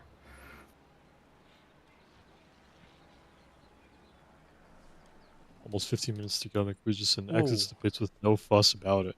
Currently P2. Yep, and actually out of the pits, just shy of 15 seconds behind Barber, so more or less where they left off before the pits. Probably won't help with his championship battle. Oh, Curtis and Morgan in the back making contact. I mean, it's the last 15 minutes of the championship, right? So might as well have a bit of fun and a bit of battling there. I love Gio's slight hello there. Like, Curtis, were you following the car properly? As Q Master Sean is still P3 and P4 respectively. Doing wonders with the championship. I mean, it's almost all but locked up at this point. But Mertz P5 actually right behind him. It's quite ironic seeing him there, isn't it? Yeah, no, very unfortunate. I mean, if Anderson would have been here, I think this would have been like a very hot battle. I mean, P3, 4, 5, and like all battling for the team championship. But Mertz did all he could, but sadly, with just one person to try and outscore two people that are in the top 5, just not possible. That's tough. Yeah, but right behind Mertz, Mason Moffitt currently P6. I mean, very decent recovery drive, but it's not going to be enough for the championship. Very unfortunate for Mason. Yeah, 45 seconds. Yeah, he's about 30 seconds back of McWizerson now, and even if he would pass him, that would only put him P2 and versus to McWizerson's P3, which would still lose him the championship. So, guessing there's going to be like at least 9 laps to go. So to complete a 30-second gap, you'd have to be about 3.5 seconds faster and then make the pass.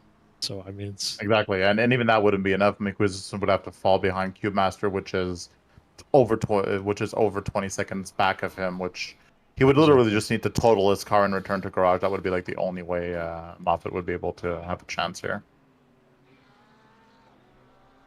Very gutting last race for Morgan, R87 is Curtis on a complete tear all season.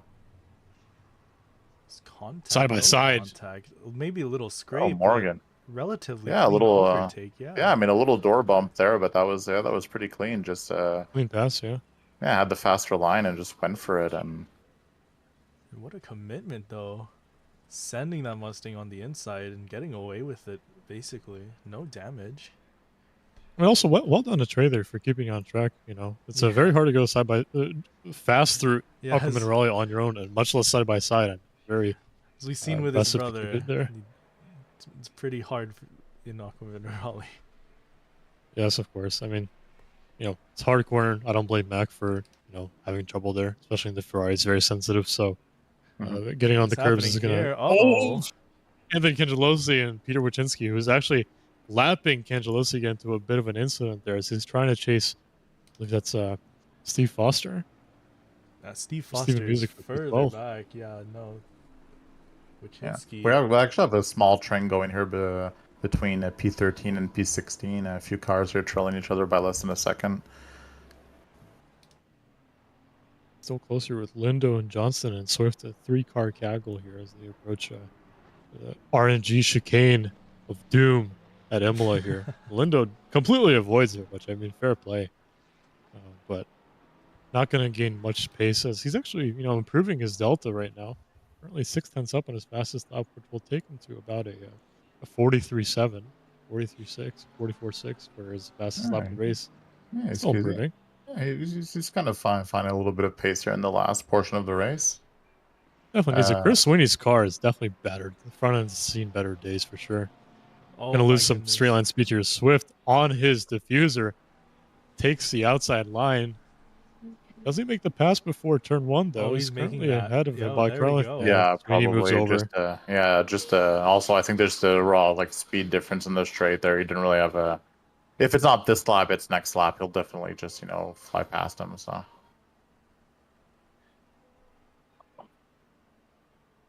But yeah, as long as they don't, impede any of the top drivers that still need to finish their race in this position to win. I mean, now is the time to, just have fun in the last 10 minutes and battle to your heart's content. I have an idea, guys. What's Wanna your hear it? idea? Yeah, sure, go ahead. F1 safety car, everyone bunches up again. We have a fight to the death for the championship. Yes, that sounds good. Like in the love Imola gulag. Yep, 10 minutes to go. I mean, it would be absolute chaos, wouldn't it?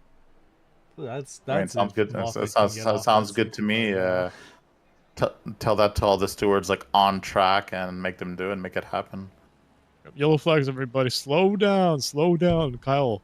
You gotta decrease the gap, man. Exactly. It's not even it's not even like a yellow flag. They get out like the skull flag or something, like the deathmatch flag or something. Exactly. I mean, that would be fun. I think we should. It would be a nice addition to have a safety car for these races. It'd be interesting. Oh my goodness! Whoa, look at that send by Scott Johnson. I mean, what a move. What a bold move, and he makes it stick too. Yikes! P15 for Scott Johnson. I mean, makes Lindo seems to have moved over. I mean, Jerry, were talking about he just I wanted to giving see these it places again. up. Yeah, man, a very nice overtaking move into Robatza 1. It's definitely one of the spots on track to make a move as he tries to hunt down Chris Sweeney for P14. It seems Mason Moffitt currently P6, 0.7 behind Mert Mertzen in P5. Top 5 is still a very good result, but not what you need if you're Mason here. No, exactly. I mean, a hell of a recovery drive on his part here. Position-wise, like, is pretty much as best as he could have expected, starting from like dead last after those boo-boos in the first few laps. But delta-wise, still over 30 seconds behind McWeezerson, so not exactly. He's going to take a track cut there. He's pushing Go hard. wide But... after the chicane. Well, I mean, he doesn't really have a choice. I don't. It's kind of a last resort kind of thing. But with just over 8 minutes to go, 30 seconds behind. Just give the top 5 drive-throughs. How about that? That could also work as well. That'd be interesting, wouldn't it? Yeah, so coming in here on the closing, last minutes of season 14 here at Imola. Oh, going on the inside of Robatza 1, side by side. Who's gonna take Go it? side by side. What a nice move for Peter Wojcinski. No longer lagging as he gets past Tyler Thompson for P9 on track. I actually passed him, front to back without going sideways. Incredible stuff. Yeah, no more crab walking. Oh, what happened to Ansem? Ansem just leaving the server? What? Or is that me? Huh? He's had enough of the Audi. He's done.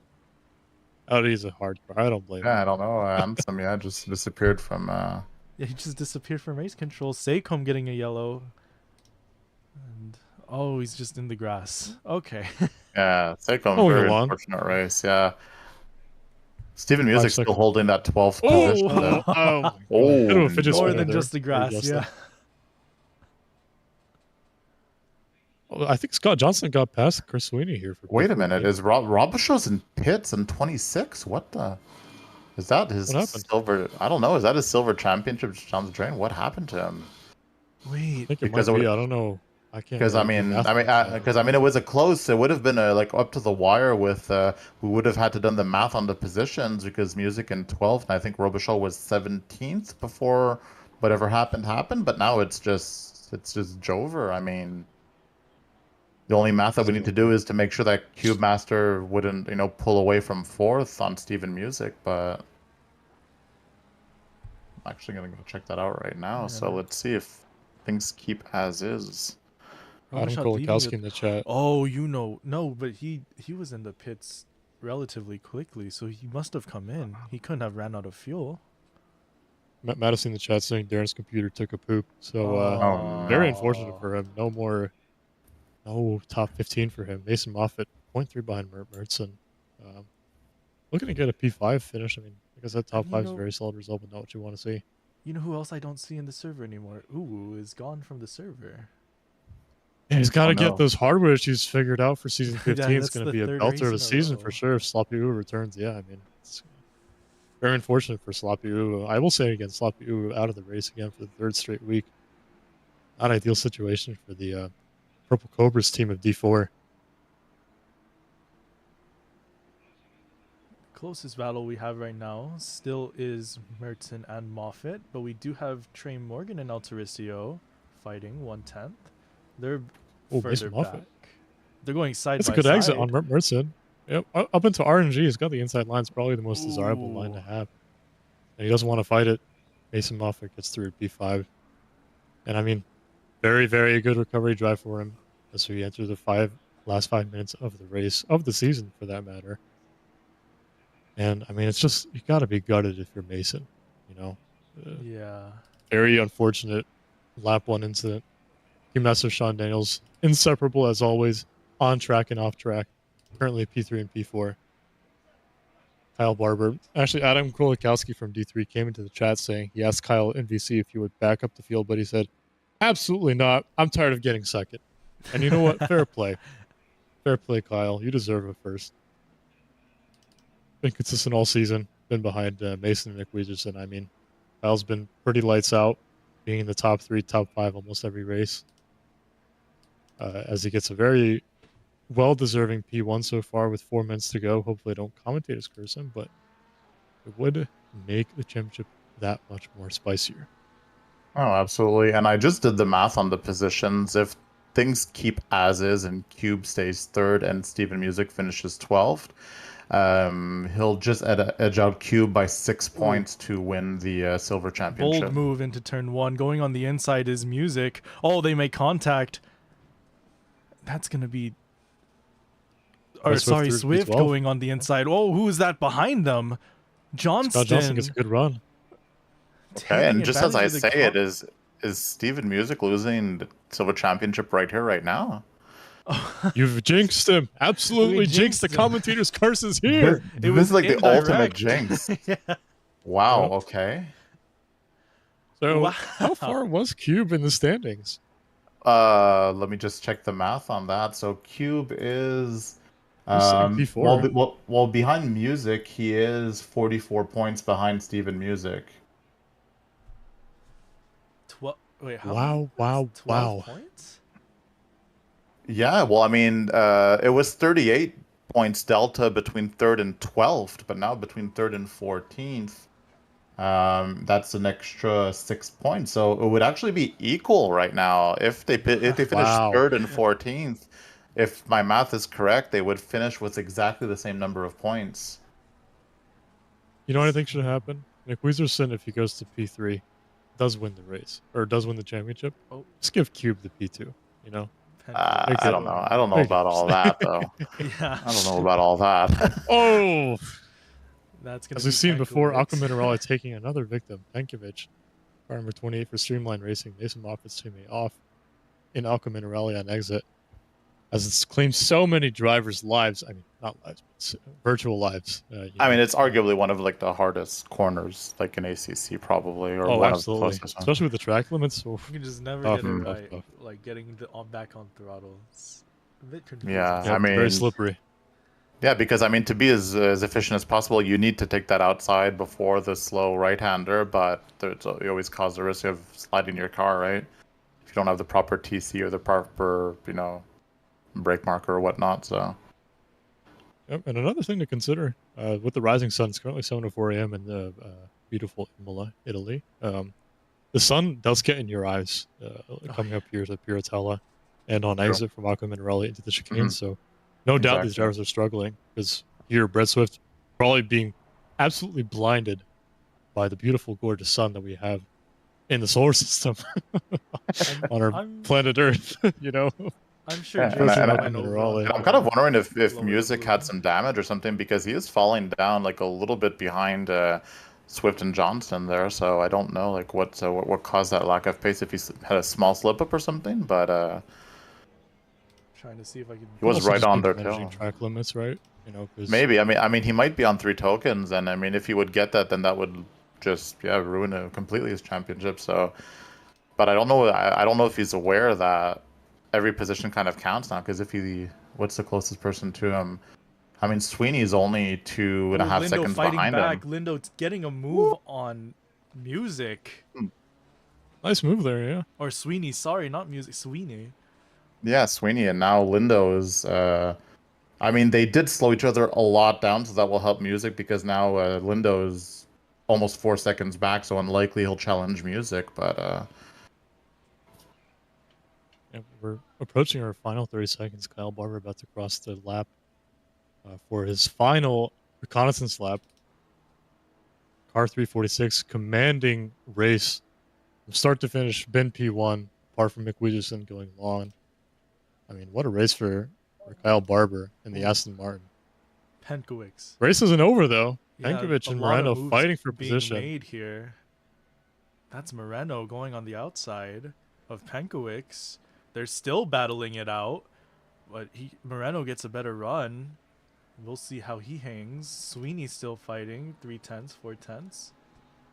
So Lindo's gonna get a better exit. Well, it's got to be a track limit there for Chris Sweeney. Well, as long as he doesn't get that stop go. Yep. yeah, and if anyone knows, what's the tiebreaker if someone ties on points? No idea. Leave it up to the SRA gods. Jason Allen, Doug Mitchell. They're gonna 1v1. 1v1 5-lap race at Imola. I say because I'm really hoping that Cube and Daniels is aware that that's why he's let Cube get that P3 for silver championships, and that was the intention. Hopefully Cube doesn't just let him pass at the end just for the lulls or something. And Yeah, no, would be mega for him, yeah. Hopefully he's listening to this stream right now, so he knows. But Kyle Barber is going to be on the final corner. He is going to be crossing the line with a 23-second gap to Wheezy, and that is going to be your race winner, folks. Kyle Barber taking a win here in Imola, and Wheezy following behind in 23 seconds. And yeah, just a solid race from Barber. Yep. Yeah, I mean, Wheezy just doing his last few seconds here on the last lap here, but yeah. And those donuts that he didn't quali will not go wasted. Michael McWizerson, your D4 champion for this season 14. Take a bow, Michael. What a race. What a season. Go. The two teammates, Cube Master Sean Daniels, looking for the team championship. They're going to get it tonight. That's going to be P3 for Cube Master. Sean Daniels following behind in P4. We're going to have to check the standings after to see if Cube actually wins the driver's standings as well. Yeah, we'll have to see. I mean, I don't think that Cube really got into any issues, but I know that Music was in a lot of battles, so a potential, +5 or something like that could, maybe change everything here. And another shout out, Mason Moffitt, crossing line P5. A very, very solid season for him, finishing in P2 in the driver's standings. Yeah, absolutely. Just got an unfortunate turn of events in the first laps here, but, started on pole. And Steven Sarver, huge shout out as well, from P20 to P6. Having a huge pit strategy to just pit within the first few minutes, and had to run let's see here, he already left the server, but I think it was like a 53-minute stint on those tires, something like that. I mean, it's very impressive what he did on those tires, managing to get into the top 7, almost top 5 for a little bit. But P6, what a result for him. That's going to be the race concluded. We saw the results, that's going to be Kyle Barber P1,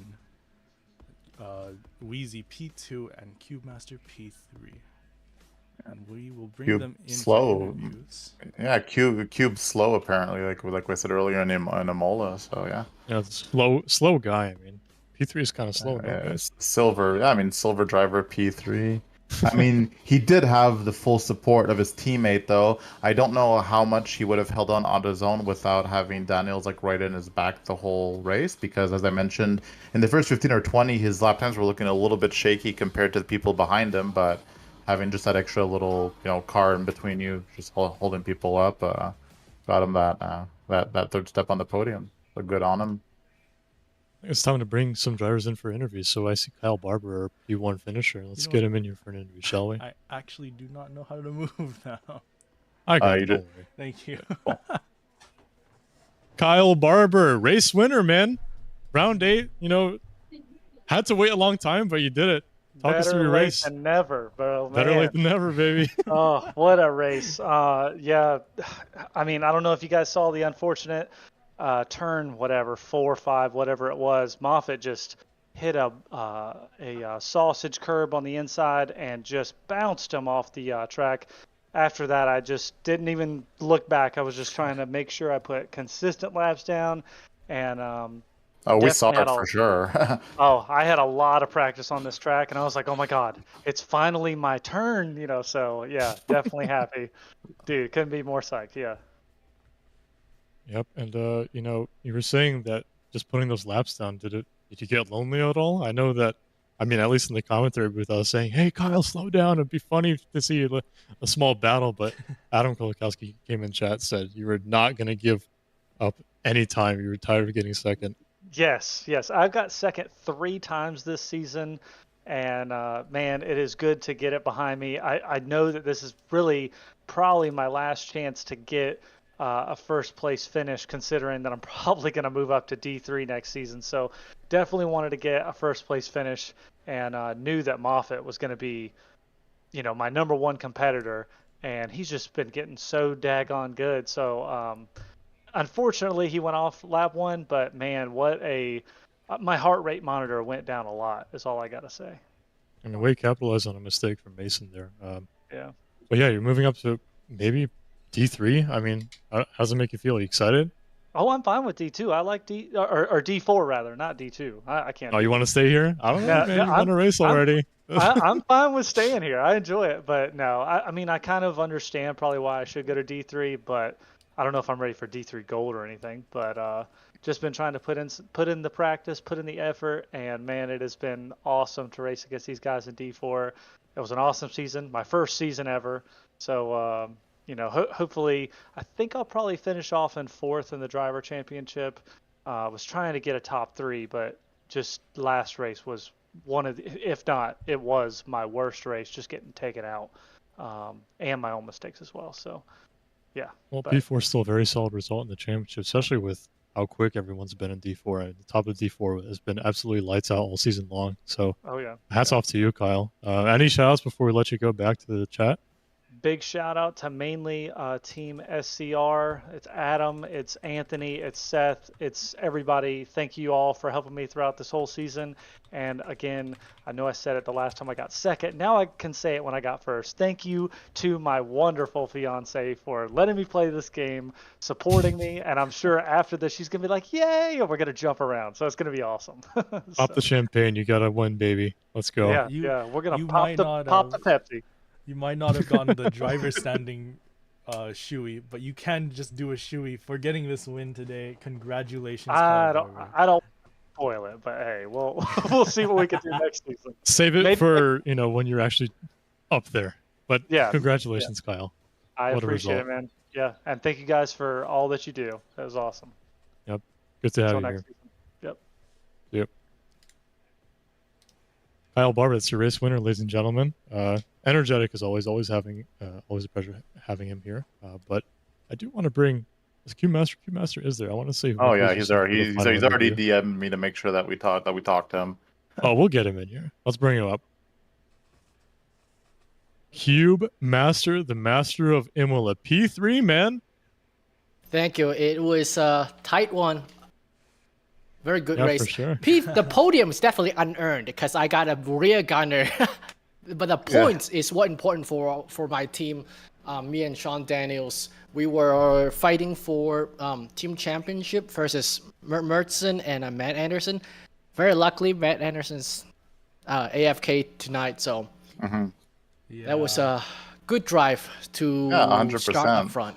But not to just talk about the team championship, but are you aware of your position for the silver championship as well? I have no idea. I just thought I was out of reach for that one. Am I? I thought I am. Well, no. Well, we thought it was all calculated, judging how Daniels was just, like you mentioned earlier, rear gunning you to get you that podium position. But if my math is correct, Steven Music finished 14th, and Robichaud and Sacombe were all the way back in the 20th. So if my math is correct, you're equal on points with Music for P1 and silver. Has that ever happened in SRA? I don't even know. What happened? Yeah. Two shoeies? Long enough. Yeah. Two silver champions? A shared I think trophy? it is who finish higher up more. I think that's how it ended up being. Well, I mean, I guess I guess we'll know it after all the penalties and the appeals go through and all that. But yeah. Oh, because Robichaud did not good. He got misfortune. I just heard him saying in the chat. Correct. Yeah, I mean, Robichaud, he was 20th something. Sacombe had a drive through, so he was in third. So yeah, you shot up. So it was between you and Music basically, and you were 44-point delta between both of you, and delta between P3 and P14 is exactly 44 points. So I did not even expect that can happen because I was 50 something point, near 60 point behind starting today. So. Yeah, well, I mean, glad to be the bearer of good news in this specific case. So yeah, team championship secured, potential silver championship or shared championship. Yeah, well, I mean, we'll see what happens, I guess, with that. But really solid race on you. Yep, there was. Do you know what happened to Mert? Because Mert started right behind me and Sean Daniel. He was finished fighting. He finished 6th or 7th, I think, off the top of my head. He wasn't too far back. Yeah. Moffat overtook him almost like. Oh yeah, because Moffat just ran through the field. Yeah, he went from last to I think he finished 5th. Moffat was absolutely. He was on a charge. Yeah, 2 more laps, I would have lost this. He was on a charge. Well, I mean, he was still a bit back, but I mean, his target was McWeezerson. But if Mick Weezerson finished P3 or better, he won anyway, so it wouldn't really mattered. So, but still, yeah, just really good race on your end. Right? Kyle won, yes, he was. He was. I was hoping he finally take a win. We love the mini fan club in D4. I mean, after last week, dude, that curb stomped. So yeah, no, absolutely. I mean, he's definitely fully deserving of a win after being second 3 times. Yeah. But, it's not about him. It's about you, P3, man. I mean, mega result. Been super unlucky this season. The team. Yeah, I mean, good for the team. Finally. I know, right? It's been up there for so long. You and Sean have been competing for so long together. Yep, I've been carried for too long. Finally, can contribute a little points. You finished on the podium, man. Live it up. You're here now. That's true. That's true. I'm here. Long time listener, first time caller. I mean, heck of a quality lap. So what got you here? 41. I was surprised too. I have not PB'd there, right? That PB by 2-3 So exactly. Big surprise. We saw that. I mean, when we saw your lap in silver, I was estimating that you would be at least top 10 total, and even podium. Yes, that's exactly where I was shooting too. Top 10-ish. Not second row. So I mean, solid quality, solid race. Even if you had the full support of your teammate, I mean, a podium is a podium, right? Yep. Good points. Actually, I do want to bring Sean up here because you guys did win the team championship. So give me one moment. Yeah, good idea. A lot of people want to move him too. Which one are we? Where this one? Hello there. Oh, it doesn't even. Hello there, Sean. It does not fit in the stream. Team champions, guys! Congratulations. We were talking to Q just now, but you guys got it. 100%. Yeah, Anderson wasn't there tonight, so you guys got it. P3, P4, absolutely blew it out of the water. That's awesome. Wanted to bring you up here and get your moment in the sun with your teammate. You guys have been here for a while. gunning for it for a long time, but we have been chasing that team championship for a long time since like season long 5. seasons. 5. Yeah, exactly. Fully deserved. And I think our pictures don't even fit on the stream. It's very funny. But yeah, just wanted to bring you in here, get your moment in the sun. Congratulations, guys. I mean, absolutely mega season. Yeah, thanks. Any shout outs before we send you guys both back? Go ahead, Cube. Oh. Well, first, obviously, Sean, because he has been carrying my butt since season 5. So we finally got this. Shout out to my girlfriend who allowed me to race, because racing time is literally our cooking hours. So I have to skip cooking, and she has to solo carry that twice a week for me. So thank you to her. Sean? So as he did, big shout out to Cube. I also want to give a shout out to Mertzen. Yes. He battled us great tonight. I was we were watching him on the relative the whole time. So we're eyeing him. Yep. That's the only person we care practically. Yep. Had to finish in front of Mert. Yeah. And I hope Matt Anderson had a good time in Utah. So. Yeah, I mean, everyone's got their their own lives to live. So I bet Matt's had a blast tonight. I think it was in Moab, right? I think you mentioned. Yeah. Moab, yeah. It's having awesome. off-roading. Congrats to Barber also for getting P1 tonight. For sure. Yeah, finally getting this win, yeah. Yeah, well, always a pleasure to have you guys up here. We'll send you both back down. But again, congratulations on the team championship. We'll definitely be looking forward to seeing you. A should be from both of you. And Sean, I don't know if you know this, but Cube is currently, I think, tied for provisionally silver champion. So that's what I heard. So how does that work? We're unsure. We don't know. We have no idea, to be honest.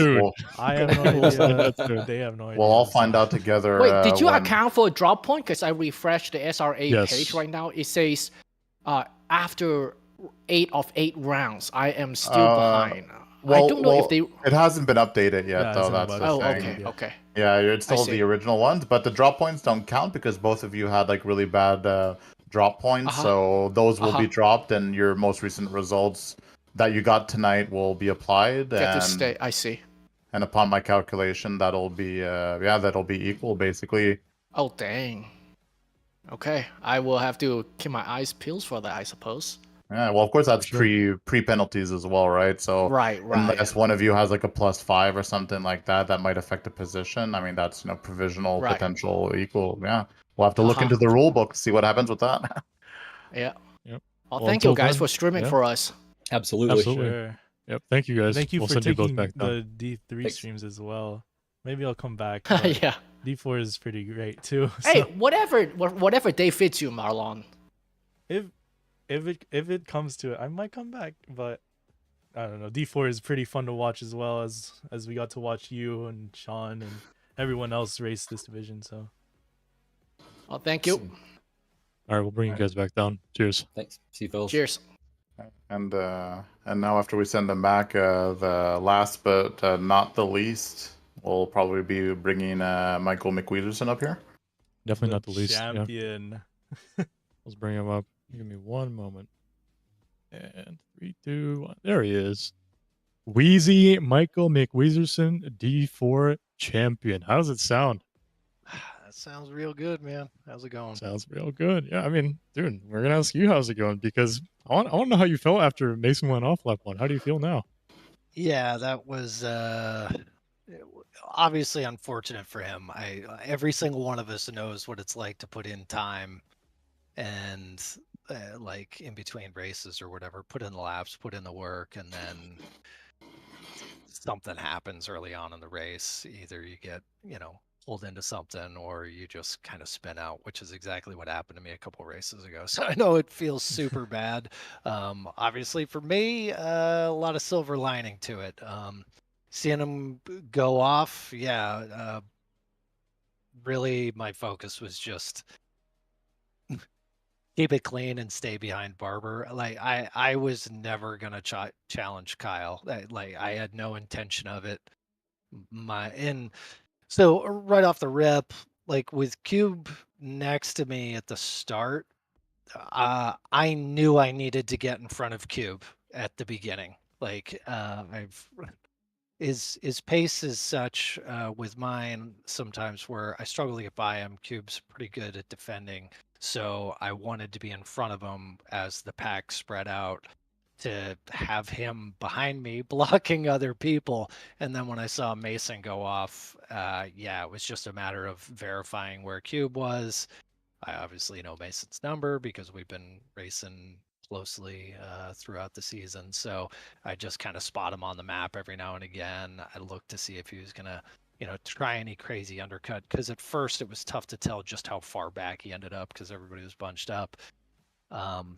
Unfortunately, he was really last after that whole thing. He spun out and he had to wait for the whole field to pass. Yeah, I just saw it on the replay when they were showing in the channel. Yeah, and then when he came out after his after he pit and he was directly behind me, yeah, I was like, well, we're just gonna run these tires long today because I was kind of preserving my tires the whole time. I mean, I was still putting up quicker laps towards the end of the 40 minutes or whatever. They just started to get a little squirrely, so that's why I went in at the end there. Yeah, well, I mean, it must have felt good to see Mason come out right in back of you after a pit, basically telling you exactly where he was on the track. So as long as he stayed behind you and you had no speed in pit lane or whatever, you were almost guaranteed to be at least a full 30 seconds in front of him after your pit. So was that in your strategy, just to keep the stint going as long as you felt safe and just keeping him back of you? That was exactly it. Yeah. I mean, I knew that it was going to be ridiculous, like a ridiculous amount of time for him to catch up. But yeah, just on the off chance that something wonky happens, obviously in races last night, right? We got blue flags and everybody that can upset a scenario very, very quickly. I did almost speed in the pit lane. Coincidentally, when I went in, I thought I left enough braking distance, and I was about to just slam it into the wall to slow me down. So, yeah, it was kind of interesting. Also, when the race ended, I had 3 track cuts. So, so there was that. That'll do it. Now, 100% that was on me because with like 10 minutes left and, I didn't have anybody immediately around me, I opened it up more. I mean, it's just smart driving, right? I mean, you've basically all but secured the championship. So, I mean, you just go for a small Sunday drive in the last 10, 15 minutes and you just bring it home, right? Yeah, that's what most people would do. I ended up pressing because I knew I could get the purple lap. So I just, so I went after that and I picked up a couple track cuts along the way. I was like, and I got it the lap after. I got my 3rd track cut the lap after I got purple. I was just being careful in the chicane mostly. That was obviously the thing that you're most worried about. And so I was just being conservative through there. Once Mason had gone back at the very beginning, I was conservative through there on 80% of my laps at least. I found as I practiced, I didn't have a lot of consistency there. I found track time in other places, so I just continued to stay focused on the other parts of the track. Yeah. Great. Well, I mean, good job bringing it home. I mean, huge win on your end. I mean, yeah. I mean, what is there really more to say? Yeah. Not much, right? It's fantastic. Feels good. You can start prepping your shoey. Oh yeah. Yeah. Any ideas? No, I can tell you for one though, I won't be using my actual racing shoes because I wear water shoes. So unless we just wanted to spill out all over the place, that's not going to work. Oh, I mean, when there's a will, there's a way. I did my shoey in a pair of tongs. So I mean, that's a way. I mean, maybe I'll just dump it all over myself at that point. I mean, sure, you can use it as a slide. I mean, there's a lot of options. Yeah. So, but yeah, it was a really good season. For sure. Excited for D3 next season? Yeah, I am. Nervous, yeah. Yeah, it's. I mentioned it the other night. I think you had just joined the channel, and Dan and I were talking. When I came into this season, my objective was to get a couple of top 10 finishes, like legitimately. And in the first race, I was pretty competitive, but I knew Indy a little bit because it was like the quali track a couple seasons ago. Because I'm learning all of the tracks first time. This is my third season in SRA. I was D6, then D5, and now D4, and every single time, I'm just learning the tracks from scratch. But of course, I'm learning more. It gets better. I'm pretty much in the same boat as you. This was my third season, so I'm starting to kind of get like certain tracks are coming back. Like I know that Barcelona was the first ever track I drove in my first season in SRA. Coda and Red Bull Ring were done in previous seasons as well, but a couple of them are for first time. Like the Hungaroring, I'd never touched it. Snitterton, I'd never touched it. But yeah, I think in your fourth season, some of them will start, coming back slowly but surely. So you'll start having to put in less time to prep because you'll already, know more or less the track. So it gets, better after a few seasons. Yeah, certainly looking forward to that. So yeah, looking forward to D3 next season and continue the close racing and just having fun. I've really enjoyed each season of SRA and look forward to more. Oh, great. Well, do you have any shout outs before we'll let you go? First shout out's got to be to Kyle Barber for sure. I mean, what a great win. That was his first win, I think. Yep, it was. I think he had 3 second place positions, and that was his first indeed, yeah. Yeah, like well deserved. He came out blitzing and, he kept it real clean, very, very consistent. And so, yeah, huge congrats to Kyle. Has a great drive all the way around. As far as overarchingly on the season, obviously, my conglomerate Vanquish, we're a longtime gaming community. So shout out to them, specifically Zodi Fade, who's typically he's a D3 driver, but he's normally kind of the guy that I bounce a lot of ideas off of throughout the season. He wasn't around this week. He's on vacation, but huge shout out to him because he helps me out pretty regularly. And shout out to you guys. Obviously, appreciate the commentating for all the races. I've said it before. I'll continue to say it. I think it's just one of the great things. It kind of gets one of the great things about SRA is that we've got the commentating for the race. It's such a good community, right? So super pumped about that. And then special shout out specifically for this race is I picked up a handful of tenths. Initially, it was just 1 to 2 tenths, but it translated. I started to use some of the concepts from a conversation that I had with Dan Cran. He was helping me out a little bit the other day, and I would say overarchingly, it made me think a little bit differently about the balance of the car on this particular circuit, and I found that to be really important. So obviously that's a skill that we hone over time, but it was something that I needed to focus on a little bit more. And, he watched a couple laps of mine and gave me a few feedback pointers, and it really helped out overall. So appreciate him doing that because I think that's another great part of this community where people are just kind of helping one another. So lots of shout outs, I know, but it's the end of the season, and I'm just really happy to be able to have a really good community to race in. Appreciate all the D4 guys and just sort of the competitiveness that we've had, whether or not you're up at the front or in the back, you can find somebody to race against, and I think that's awesome. Okay, well put. So well, congrats once again, and we'll be sending you back to the race review. All right. Thanks, guys. Congrats again.